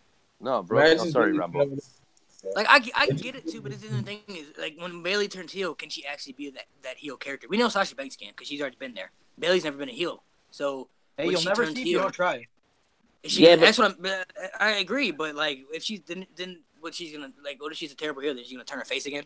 Like Exactly. just like this back to face. Mm-hmm. Yeah, I Well, mean, look at Sasha. I mean, like look at NXT Sasha Banks for instance. NXT Bailey too. I mean, those two played off each other perfectly. Sasha as a heel, she talked better as a heel, wrestled better as a heel, worked the crowd better as a heel. She even looked better as a heel. Bailey didn't take it from Sasha. Like, look at the build up to that Brooklyn match, which I think which is still one of my favorite matches of all time. Bailey did not just let Sasha talk her down and didn't put up a fight. She attacked her during the contract signing. Like, where is that Bailey that I want? That's the Bailey I want to see in the main roster, not who we saw at Extreme Rules. You got to think. Two different people run. You know, Triple H has the ability to run NXT. Vince runs. You know, he does what he sees. They have two different. Obviously, Triple H and Vince have two different mindsets. So I mean, they think about a lot of stuff differently. So I mean, Yep. Sami Zayn's not that bad of a heel. Nope. Fair he's enough. not. I mean, I doubt He's not that bad of a heel. But after Fastlane, then what are they gonna do? What are they gonna do with him? I don't know what they're gonna do with him. Tag team titles, both of them. either tag team titles or You gotta I've heard do the it. rumor. I've heard For the the rumor, Usos, Kevin I would and be down Sammy for that. But versus. Or what about Kevin and Sammy versus Shane McMahon and Daniel Bryan? I've heard that rumor. I don't think they're gonna do it, but I've heard that. Heck, Sami and Daniel Bryan can't get together for that. heck no. what Absolutely. if they did? What if they did Kevin versus Sammy again? I wouldn't At mind the that. Battleground, no No. point. At the Battleground I mean, 2016, they no have point. they have great matches, then, so we know it would be a great match. But it's just Yeah, but the story they I put would at be down. Battleground I would actually 2016. be. I would Mhm. love to see the Usos match, them versus the Usos. That would be a great match. I would love to Mhm. see that match, but you know, after Fastlane, we just don't know. I mean, we can predict some matches. We know what's gonna happen, but then we just don't know. Like, there's some people that you just worry about. Like, you just don't know where they're gonna be at, man. Like Seth Rollins. I don't even know where Seth Rollins is gonna be. I don't know where Randy Orton's gonna be at. Where are these guys gonna be at after? I'd like to see Randy Orton versus Bobby Roode. Yep, for the that's US Oh my title. gosh, thank you. I've been saying that. I say turn Bobby heel, and then let them fight for the US belt at WrestleMania. Honestly, It'd be Randy great. might need the heel turn even more. I Because let's think be honest, Randy Orton is born as a babyface. Yes, I think as much as I love Bobby Roode as a heel, I think I like Randy Orton more as a heel. You know? I would be fine. I mean, would Randy be fine hasn't with done that anything too. I care about so long. I'd be fine with that too. What if they? You think that they throw Jinder in there too? Because I think that they've been, they had that whole segment on Raw and SmackDown. I I was was saying that the other day. I'm like, they should just make it a triple threat match and just everything triple threat at WrestleMania. We're gonna call it WrestleMania Triple 4. But I did hear though. I gotta give you that was good. That was a good play on words. I gotta give that to you. I've been hearing though that they're planning on doing a U.S. ladder match, like the U.S. title ladder match at WrestleMania. It's like I've heard that. they basically like they do every year. With like a ladder match every year, but it's gonna be for the U.S. title. It's gonna be like 6 or 7 people in it. I hope so. I love the ladder match at WrestleMania. It's one of my favorite things I always look forward to. I used to love it when the Money in the Bank was on that night. I loved it. Dude, Ah. I wish they would put Money in the Bank back at WrestleMania. They and just should have put it back. 4 guys from each brand go at it. What was the last time they had the ladder match outside of 33? Last year. No, They had it outside at of 32 32. and 31. 32. They've done it the past 3 years. Really? Yeah. 31 in IC title, Daniel Bryan won. 32 IC titles, Zack Ryder won. 33 tag Yeah, team they've title done the match. past. They've done the past Yeah. 3 years. They just had different titles for it, you know. Wait, let me know I wish they would take out the Money in the Bank pay-per-view and put it back at WrestleMania. I That agree with way- that. Let me know this real quick. Am I the only person that predicted Zack Ryder winning the title at 32? Yes, you are. Yes, you Like, are. I said KO will he win was it. he was the I said he KO. was the last person. He was the last person I wanted to win. I did not want to see him winning at all. It I was a thought Sin huge Cara probably pop. had a less chance than he did. I got it. I wanted Sami Zayn to win that one. That was who I was rooting for. I wanted Kevin Owens to win because I thought it'd been better if Sammy pinned KO to win the title. But let's be honest with us. Zack only won that title so he could be a transition champion for the Miz. That was unfortunate. Yeah, he lost. I was He like, lost really it the next looking day. forward- I love the Miz, Yeah, I but was I think really Zack should have had it for at least a little bit, you know? Yeah, exactly. I was really looking forward to seeing at least what Zack Ryder could do because let's be real, he really does deserve it. He's been in the company for a minute, Yeah, for real. and I've never been a big Zack Ryder fan. That's just me. I never really liked him. neither have I. But I just still think he at least was deserving of a But shot. I did think he deserved a little push though. I was salty when he lost the next night. I felt bad Yeah, for him. I was like, damn. Remember in late 2011 to early 2012 when he was the hottest thing in WWE, and remember he was going for the U.S. title. I was actually there that night at TLC when he won the U.S. title from Dolph Ziggler. My God, the pop he got when he won, I will never forget it. And then they went on to destroy him. Yeah, they just That man, Both literally, that man deserves a literally. main event run. I won't go that far. I don't know. No. Jinder Mahal. Are you kidding me? Fair enough. Jinder Mahal has a better look than Zack Ryder though. You got to think that's why he gets pushed. Yeah, It I mean, sucks. I can get up on steroids too. I would have a better look than half of you guys. I don't know about that, but it's fair to say that both edge heads have had a real mediocre career, isn't it? Kurt Hawkins with his stupid losing streak. Zack, he makes it look like Zack Ryder wins all of his matches. Kurt Hawkins, what's funny? Kurt Hawkins looked better when he was on Grimm's Toy Show than he does in WWE. But That was entertaining. Some people, honestly, I've heard people like really they accept their roles of what they are. Like I was listening to a podcast when Dolph Ziggler basically said that he knows his role, and he kind of really accepts it for what it is. Like he knows that he's basically a jobber. That's what he is. That role may be changing with his $1.5 million a year. I swear to God, if they put the title on Ziggler and ruin Styles Nakamura, you're gonna see one of my greatest rants. That's not happening. He said they've always been paying him, man. He said they've always paid him good money. That's why they keep him. They've always asked to keep him around just for that reason, so he can help people out.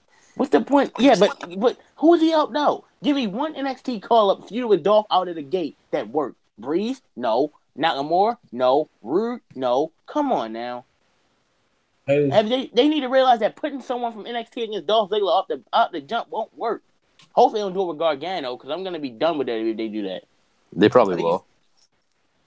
They for sure He's will. probably gonna be on 205 Live. Exactly. And Kyron, I wouldn't be worried about him getting the title. I would have been worried with you if he won the Rumble, especially since he came out at number 30. I was like, should have been. What is that about? It should have been. What was the point of having else. him be 30 in the Rumble if he was only there for less than a minute? I don't know. Right. That's what I'm saying. It was the weirdest thing. Yeah, I thought it was going to be something big for that. If he would have won the Rumble, he would have had to put it up against Nakamura and lose it or something. Please don't take that man. Here's a quite funny one, guys.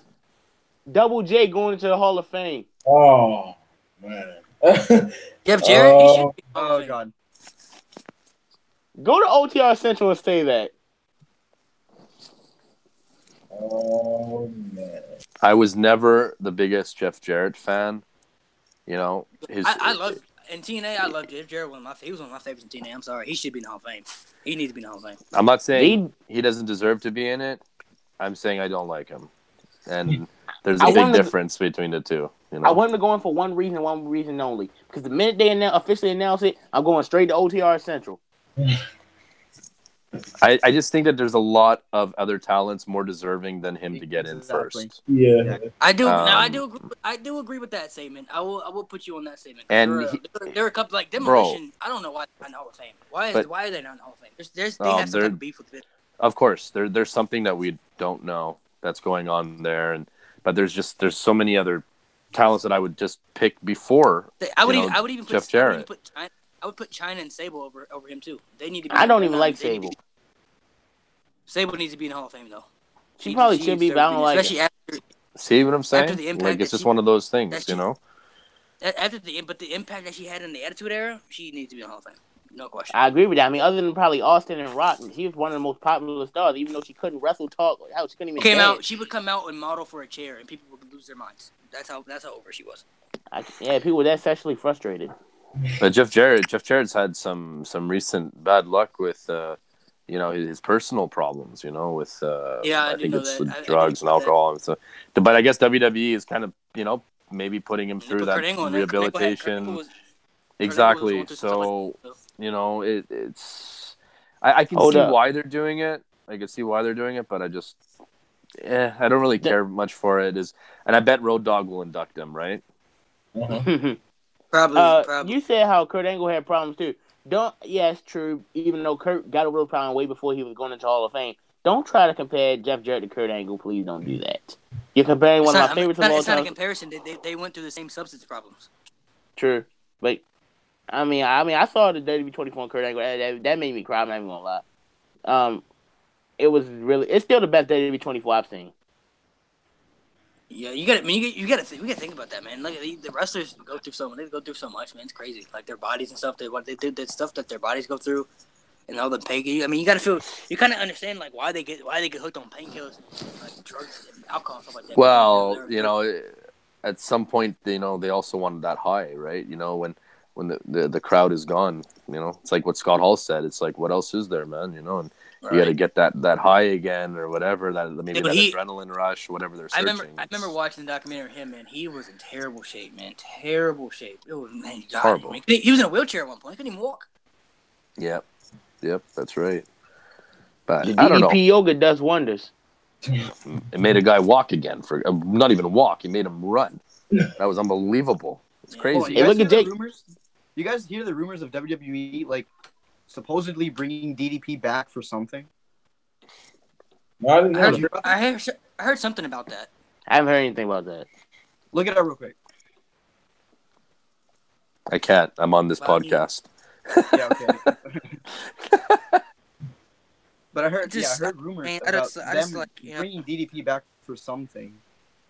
Let me check this out. It said DDP, right? Yeah. Yeah, DDP.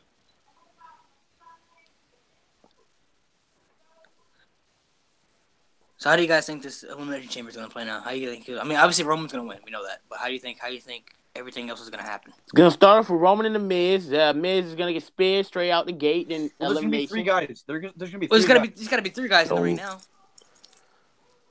Oh, we're going to start with Miz, Roman, and Balor. I want Braun. I don't think The Miz is going to get eliminated that fast. I think the reason why they put The Miz as the first entrant, or whatever you want to call him, is because it's a way for him to be in the match for a while, to keep his character strong, because he is a very strong character on Raw. Mm-hmm. And for him to just, have enough at some point. He's going to be in there a long time, and then he loses. I don't think he's going to be the first to get eliminated. And if he is, then that means that nobody's going to get eliminated for a long time. That's the reason why they have to do it. I think. Well, I think Braun they're gonna have to just double team. They're gonna have to do every finish they get in on to eliminate him, to protect him. You know what? After he gets eliminated, he's probably just gonna destroy everybody. That's how I see it. I just want to see Braun Strowman just tip over the whole elimination chamber somehow. I would like to see. What if they did this? I would like to see him bust out of this pod before his time. You know they're gonna do it. Available. Oh yeah, you know he's gonna do that. He's gonna kick through and yell Braun. I'm talking about before his time. Like before his time is even in. Like I want they should do like say like there should be like 2 people coming before him, and he could just get like so anticipated in getting in. He just says like fuck it, and he just busts himself in there like I'm getting in. Like I'm not waiting for I want to see Miz taunt him while he's in the pod, and he straight up just punches a hole through it. So who does it come down to? Who are the last 2 people in the ring? Reigns and Strowman. Yeah, that's gonna be it. John Cena's gonna be like the Reigns. last person. Yeah, I'm gonna say Reigns. I'm saying Reigns and Cena only because John Cena has been teasing like I need this WrestleMania type thing. That's the only reason I'm saying. What about Undertaker then? Where does Undertaker fit into all of that? Because Well, it's going I to mean, come down. but Okay, go ahead.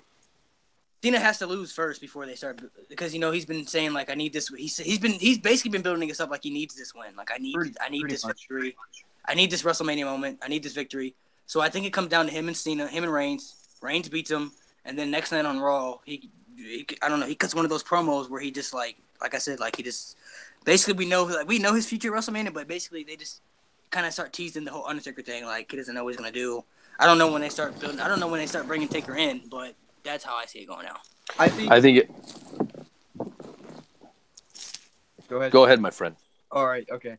So I think since they kind of did that at the Rumble with the Reigns and Cena thing, because when Nakamura was down, they were just playing up the crowd like that. So I don't know about the Chambers.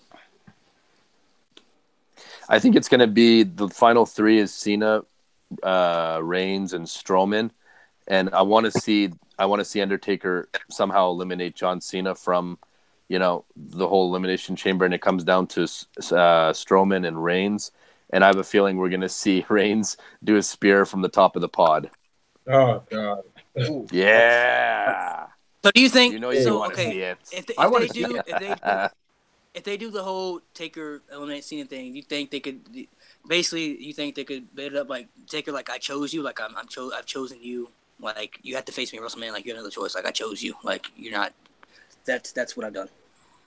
I know we've seen the come up from the bottom of the ring so many times, but it's just so exciting to me.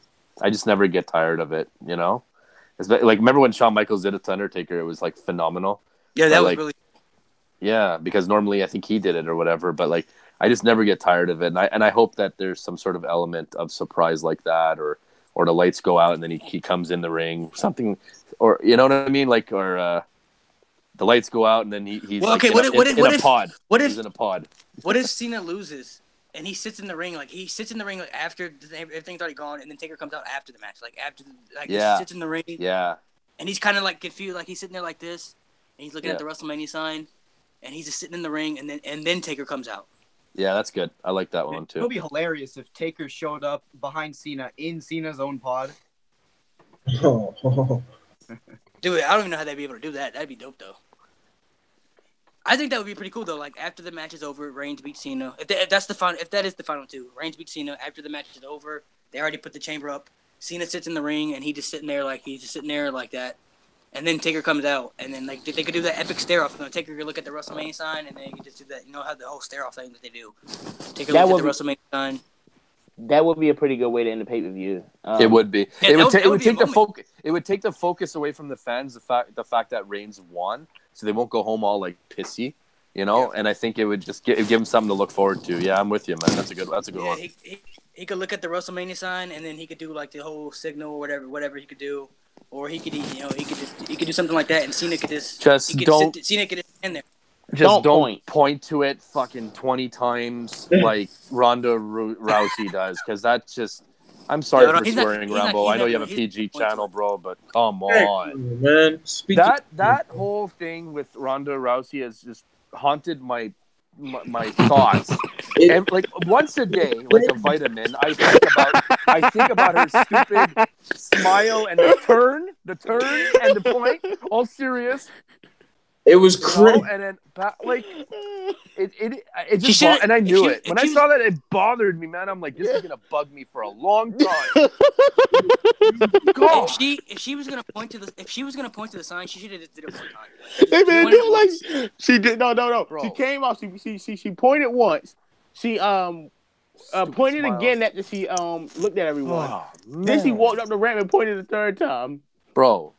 Like, she should have pointed to it one time. Just point to it once. She could have pointed to it as soon as she got in the ring. That's all. I thought she was pointing to a fan.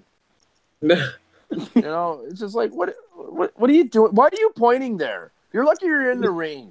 It was very, very, very, very cringy. I'll tell you that. It was cringe carnival, man. You know what? The WWE should play up on the cringe. Make freaking merch with her pointing at the sign, and she should address it at the Elimination Chamber. Yeah, like an evil monkey from Family Guy. That's what that was. Oh god, that was terrible. Then it ruined Asuka's moment. It ruined the whole. It just ruined the after the Women's Rumble. Are you kidding me? I hated it. There was no. better She after the hasn't had the Rumble than have point. her come out and win the She could Rumble. look at it. You know, I think if she came out, did her thing, and just looked at it, and then walked away, it would have been just fine. I would have been okay with it. But the excessive pointing and this and that, I mean, it's like everybody has to do that now. It used to be a cool thing. You know what's funny? Asuka won the Rumble, and she didn't even point to the sign that much. I know. She just got up on the ropes, did it once, and that's it. Maybe she's not going there. I'm really interested to see how she does that in WWE though. They said she's signing a full-time deal, so she's gonna be there. She's gonna be there every week. Years. It's gonna be a couple of years. You know what makes no sense to me though? She pointed at the signs so many times. I wouldn't say that. So many times. Here, she's pointed at it so many times. You never know how she could do it. You never know how she could do though. She was making it clear that she's going to Mania. She was making it clear that she's in the company now, but yet they still have to have a contract signing.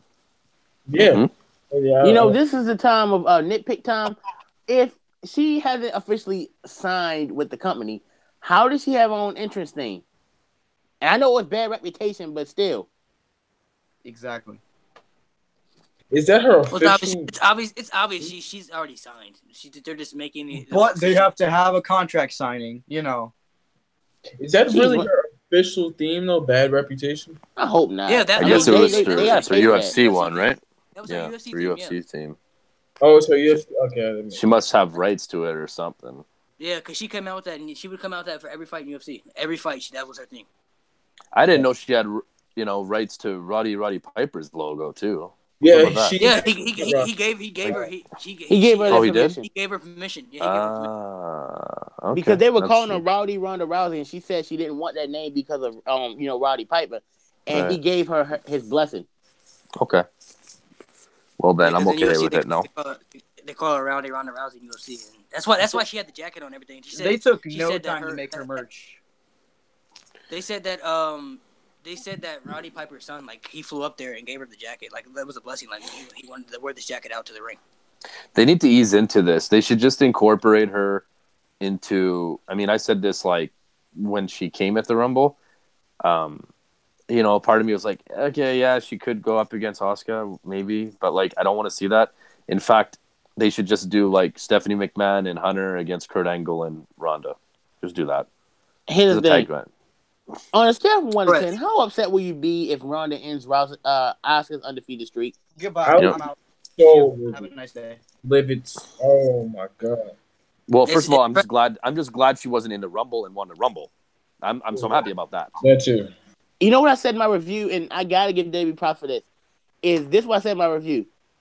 When number 30 came and it was Trish, had it been anyone else, they might have gotten booed because they weren't Ronda. But they were basically saying, we dare to boo Trish Stratus. I mean, you're not gonna see me boo Trish Stratus. She's my favorite female wrestler of all time. Man, nobody's gonna boo Trish Stratus, but nope. I'm interested to see how she does, man. I want to see how she does. I want to see how she does in the mic. I want to see how she does overall. Like, I'm very interested to see. I hope it goes well. I hope it does. See, I do too. I don't want to crap on the idea. We don't know anything, right? We don't know how she's gonna do. Hopefully, she does really well, and it adds, a different dynamic and entertainment, and then she, is not as cringy as she just was. I mean, maybe the nerves get out a little bit, and then, she finds her groove, and then you never know. Maybe we could be having this conversation a year or two from now and saying, wow, look how far she's come. I hope it gets to that point because I feel like the women's, revolution needs a little something right now, especially if they're not going to go with their, bread and butter with the Baileys and Banks and Becky Lynch and stuff. It seems like, it's all about Charlotte right now. It's all about Asuka. And, to be honest though, Charlotte and Alexa Bliss. Alexa Bliss too, by the way. Yeah. But you know what I would do? Here's what I would do. Have Asuka beat Charlotte for the title at WrestleMania. SummerSlam, have Asuka actually beat Ronda Rousey 1-on-1 for the title. Think about how more legit that would make Asuka. And keep her undefeated. Oh yeah, you have to. Yeah, people are already she's gonna lose it. She's gonna have to lose at some point. She ain't gonna be undefeated. I understand, but like people are already talking about her losing it right now, and I'm like, what are you guys talking about? She just got here. She needs to have a title run. She needs to keep that streak on the main roster for at least a year, in my opinion. And I gotta give NXT this. When she was champion for a whole year, well, more than a year, obviously, they even tweaked a little bit to the heel side, so she didn't get completely stale. Exactly. Now, who in WWE do you think is gonna end that streak? Because it's gonna happen. I don't think anyone right now. I thought Ember Moon might have done it, but nope. Charlotte. No one. I think it's Charlotte. If anybody, Charlotte if Flair, anybody, it would for be sure. Charlotte. It'd be Yeah, Charlotte. Yeah. if anybody, it'll be Charlotte. That's why I don't even want to see that match at WrestleMania, because I want to see that later on when You know what Asuka, establishes her career on the main roster, like Broken Empire just said, and makes it a little bit even more legitimate. Like, have Charlotte have the title for a long time, like a long time. So you have like, Charlotte Flair champion for like, I don't know, even like a year and a half or even longer or whatever, and then go up against Asuka undefeated. Like, you can have a real serious, awesome feud between those two people down the road. But what I would have done?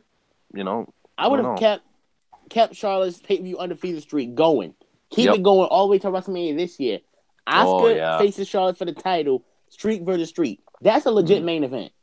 Yep. Charlotte I love it. How long is Charlotte's streak? It was her streak ended like 2 years ago. Yeah, It went from Battleground 2015 to Fastlane 2017. Yeah. That sounds about right. Yeah, the pay-per-view streak. She had a good pay-per-view streak. I mean, honestly, I wouldn't mind seeing it at WrestleMania because the match would be great. It's just, I would definitely feel like Asuka would have more of the edge in the match than Charlotte would. But in the last 30 seconds, I've thought about this. Carmella is Miss Money in the Bank, and if Asuka becomes SmackDown Women's Champion, how in the hell do you They have Carmella wouldn't cash in? Here's what you do. Same way Rollins did it. She's in a triple threat match for the title when she pins her challenger. That's a good idea, but I would actually somehow, some way, get Carmella onto Raw and take that belt. Honestly, right now, I'll be honest, I forgot Carmella was Miss Money in the Bank. Me too, bro.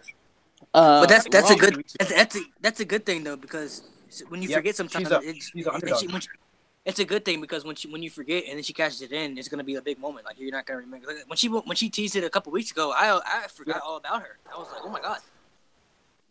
I don't get it. I mean, here's the thing with Raw. If they keep that title on Alexa Bliss, it's funny. I was talking to I made a funny joke when Mickey called her biscuit butt again, and someone said, "Don't start that again." I said, "Well, she is thick like a Popeye's biscuit," and someone said, "Yeah, and her title reign is as dry as one too." What? Take that title off Alexa Bliss, please. Oh, I have an idea right now. So if they do end up doing Asuka versus Charlotte, then on Raw do like Nia versus Alexa, and then Carmella, hold up. Since it's WrestleMania, just have Carmella cash in on Alexa Bliss, and then there you go.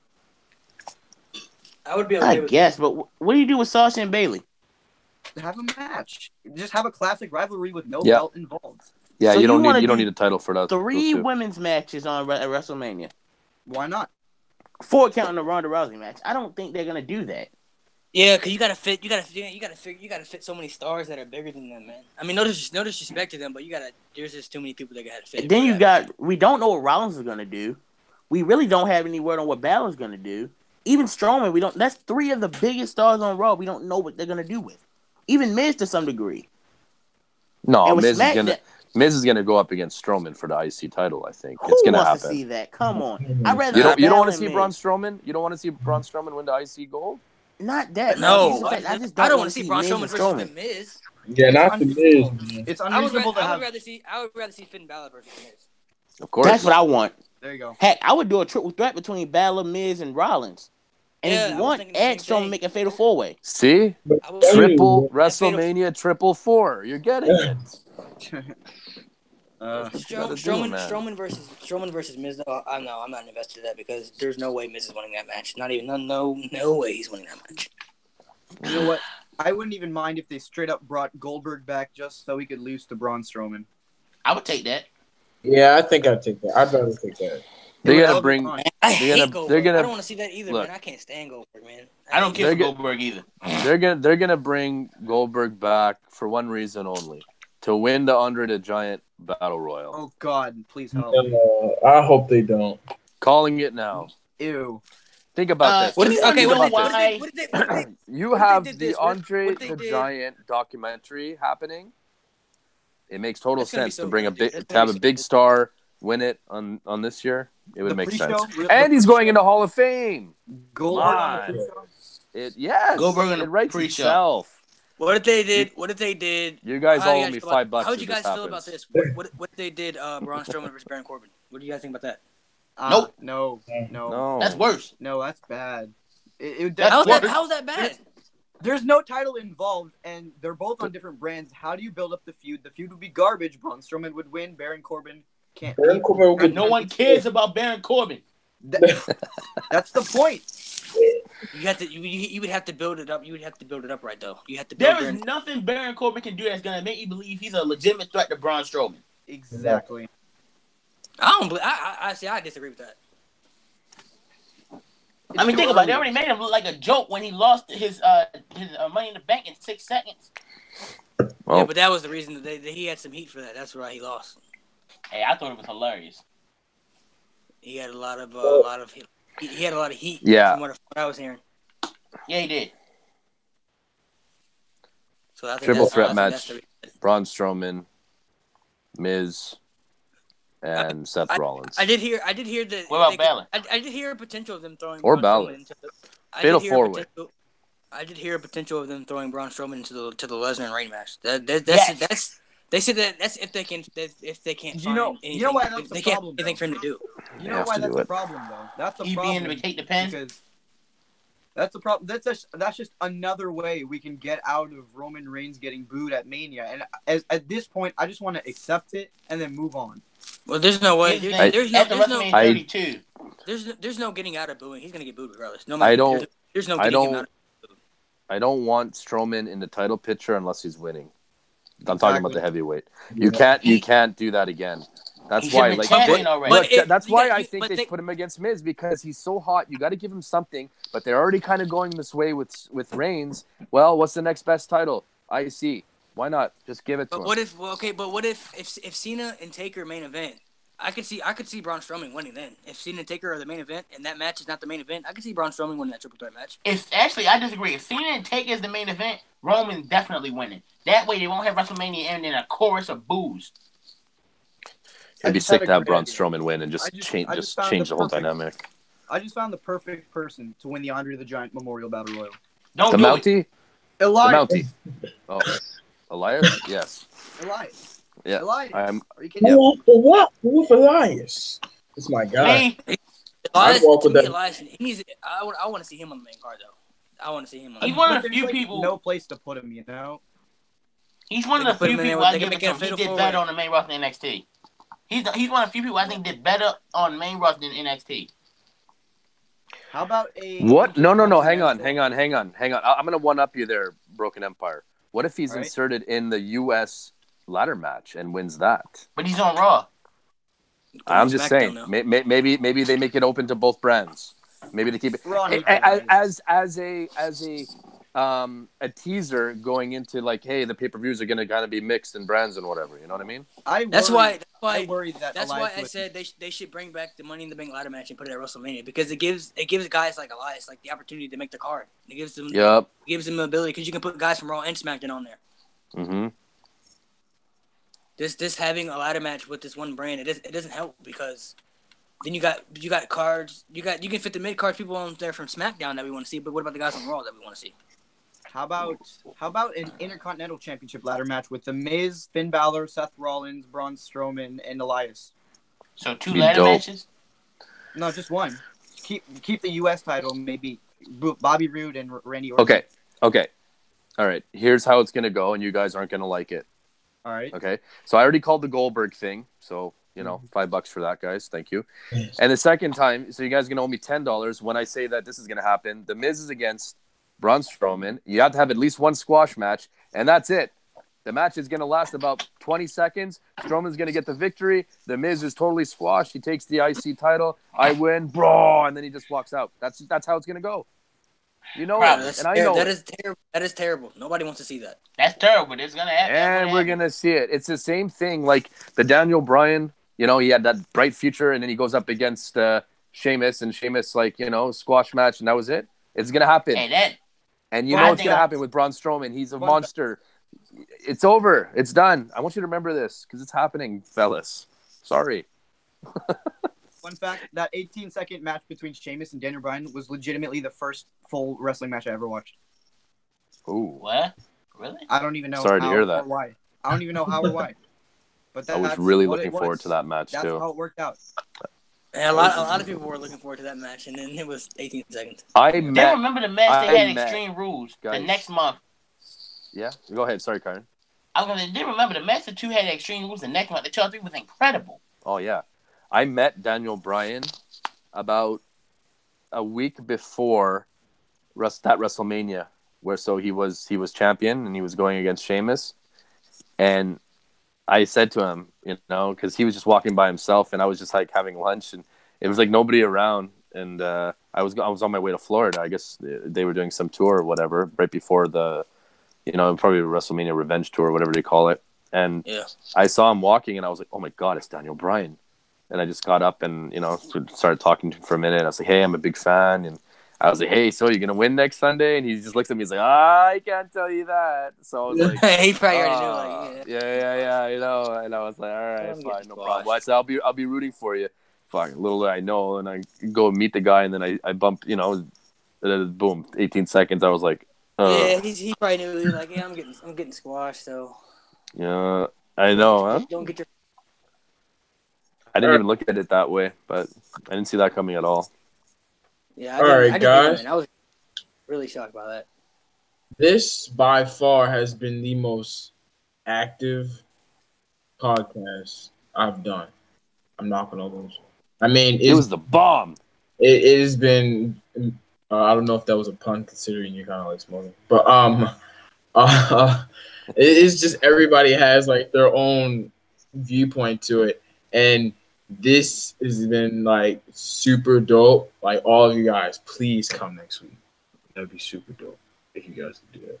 Because this was like super fun. Like, it was like almost like we were talking about like fantasy matchups in a sense. You were like, yeah, what if what if this and that? What if something happened? It was like, damn, like, what if that did happen? That'd be like super cool. Considering that, I have to ask you guys a question regarding this podcast. Would you guys prefer to do this Fridays or Saturdays? Saturdays. Doesn't matter to me. Doesn't matter. I'm not available on Fridays. Doesn't matter to me. Whether I'm available or not, it just doesn't matter. I prefer a Saturday night. Okay. Saturday's cool. I can make it. Maybe not every week, but often. Yeah, it doesn't matter. Either it doesn't matter to me. Either one, man. I'm cool with either one. Cool beans. So further, I think we should call this a night, man, because this has been one hell of a podcast, one hell of a talk, one hell of a prediction, one hell of everything. We talked about John Cena, Undertaker, Braun Strowman, Roman Reigns.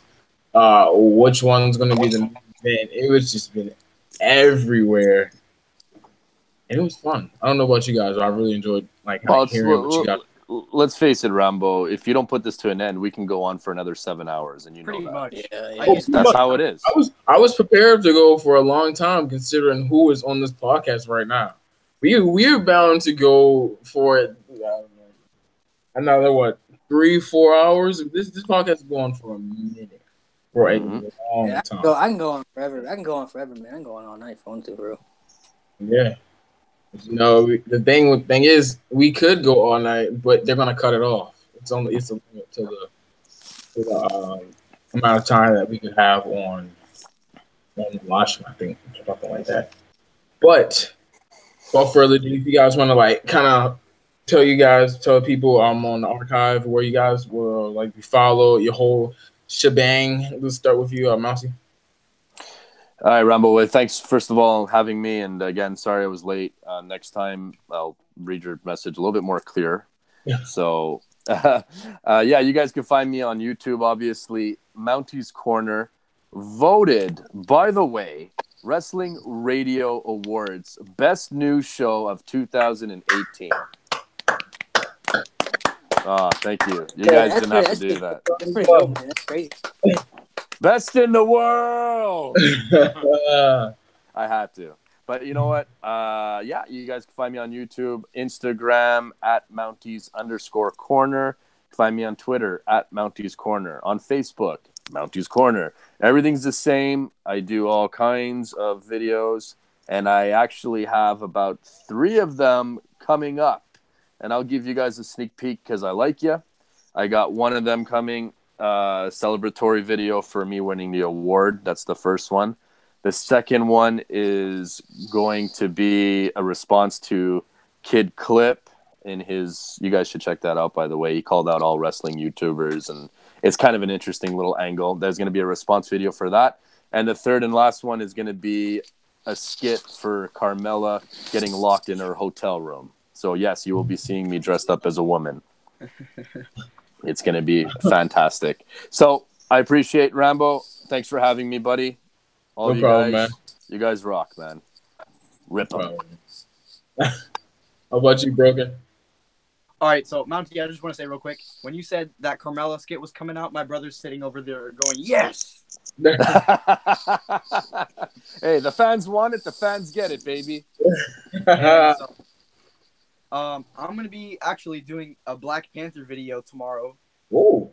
It's not your typical... Yeah, bro. If Black... y'all haven't seen that movie, bro, y'all gotta go see that movie. Yeah, for real. Check it out, please. It's actually not a movie review. It's we're doing a fun skit with it. It's gonna be lit, and I'm gonna reply to Kid Clips hopefully this weekend because I got a 4-day weekend. And who is Kid Clips? I never even heard of this guy. Yeah, what is this? He has 20,000 subscribers, and he called out a bunch of wrestling YouTubers. Oh wow. Okay, then I'm gonna have to make. I'm gonna check him out then.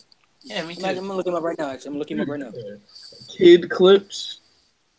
And y'all can follow me on Instagram because I'm really active on Instagram at broken_empire, on Twitter at Empire Broken, and Vince McMahon. If you're listening to this, hire me and I'll let you use my brass knuckles idea.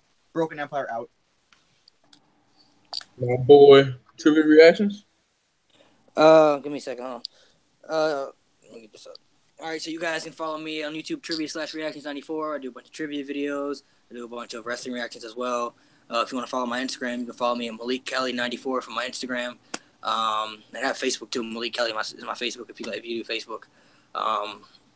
I've been slacking on the trivia. I got a trivia video set up, but honestly I didn't feel like doing it the past couple of days. So I'm gonna do it so I can post it. But yeah, if you guys are interested in trivia videos, check me out, check it out, and if you guys also you can check out my reactions. Kyron Chase. Yeah, follow me on Twitter, /BroKyron, Instagram, /Bro_Kyron, DeviantArt and Tumblr, Kyron Chase, YouTube, Kyron Chase. I actually have 2 videos planned, hopefully by the end of the weekend, which is 1, a review of the latest episode of Mellow Pony, and 2, I owe Moutie's Corner, a review of No More 2007, which I had not forgotten about. But follow me on late. YouTube. I told you I'd beat you in the predictions. Yeah, you got me by 1 match.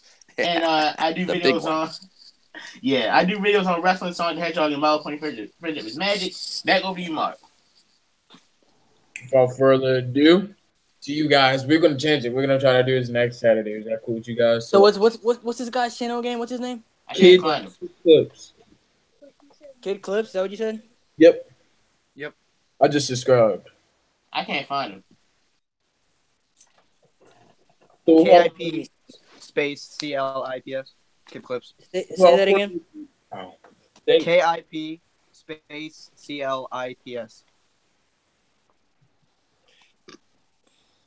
You got it? I can't find it either. I'll send you I the think I link. see him. It's the first thing that popped up for me. Yeah, it was the first thing that popped up with me too.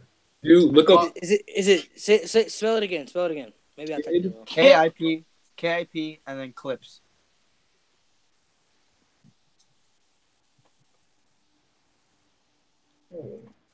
I think I looked up like something like Kid Clips. Is it Kid Clips like kid? Kip. KIP. Kid. It's Kid. Calling That's out why I deadly typed YouTubers. This should be fun. Okay, I see him. I got him. All right. All right, guys. So without further ado, we're gonna try to do this podcast again next Saturday, so to make sure kind of like everybody's here in case if anything, if Mountie could join again, that he be able to join, considering that it's on Friday.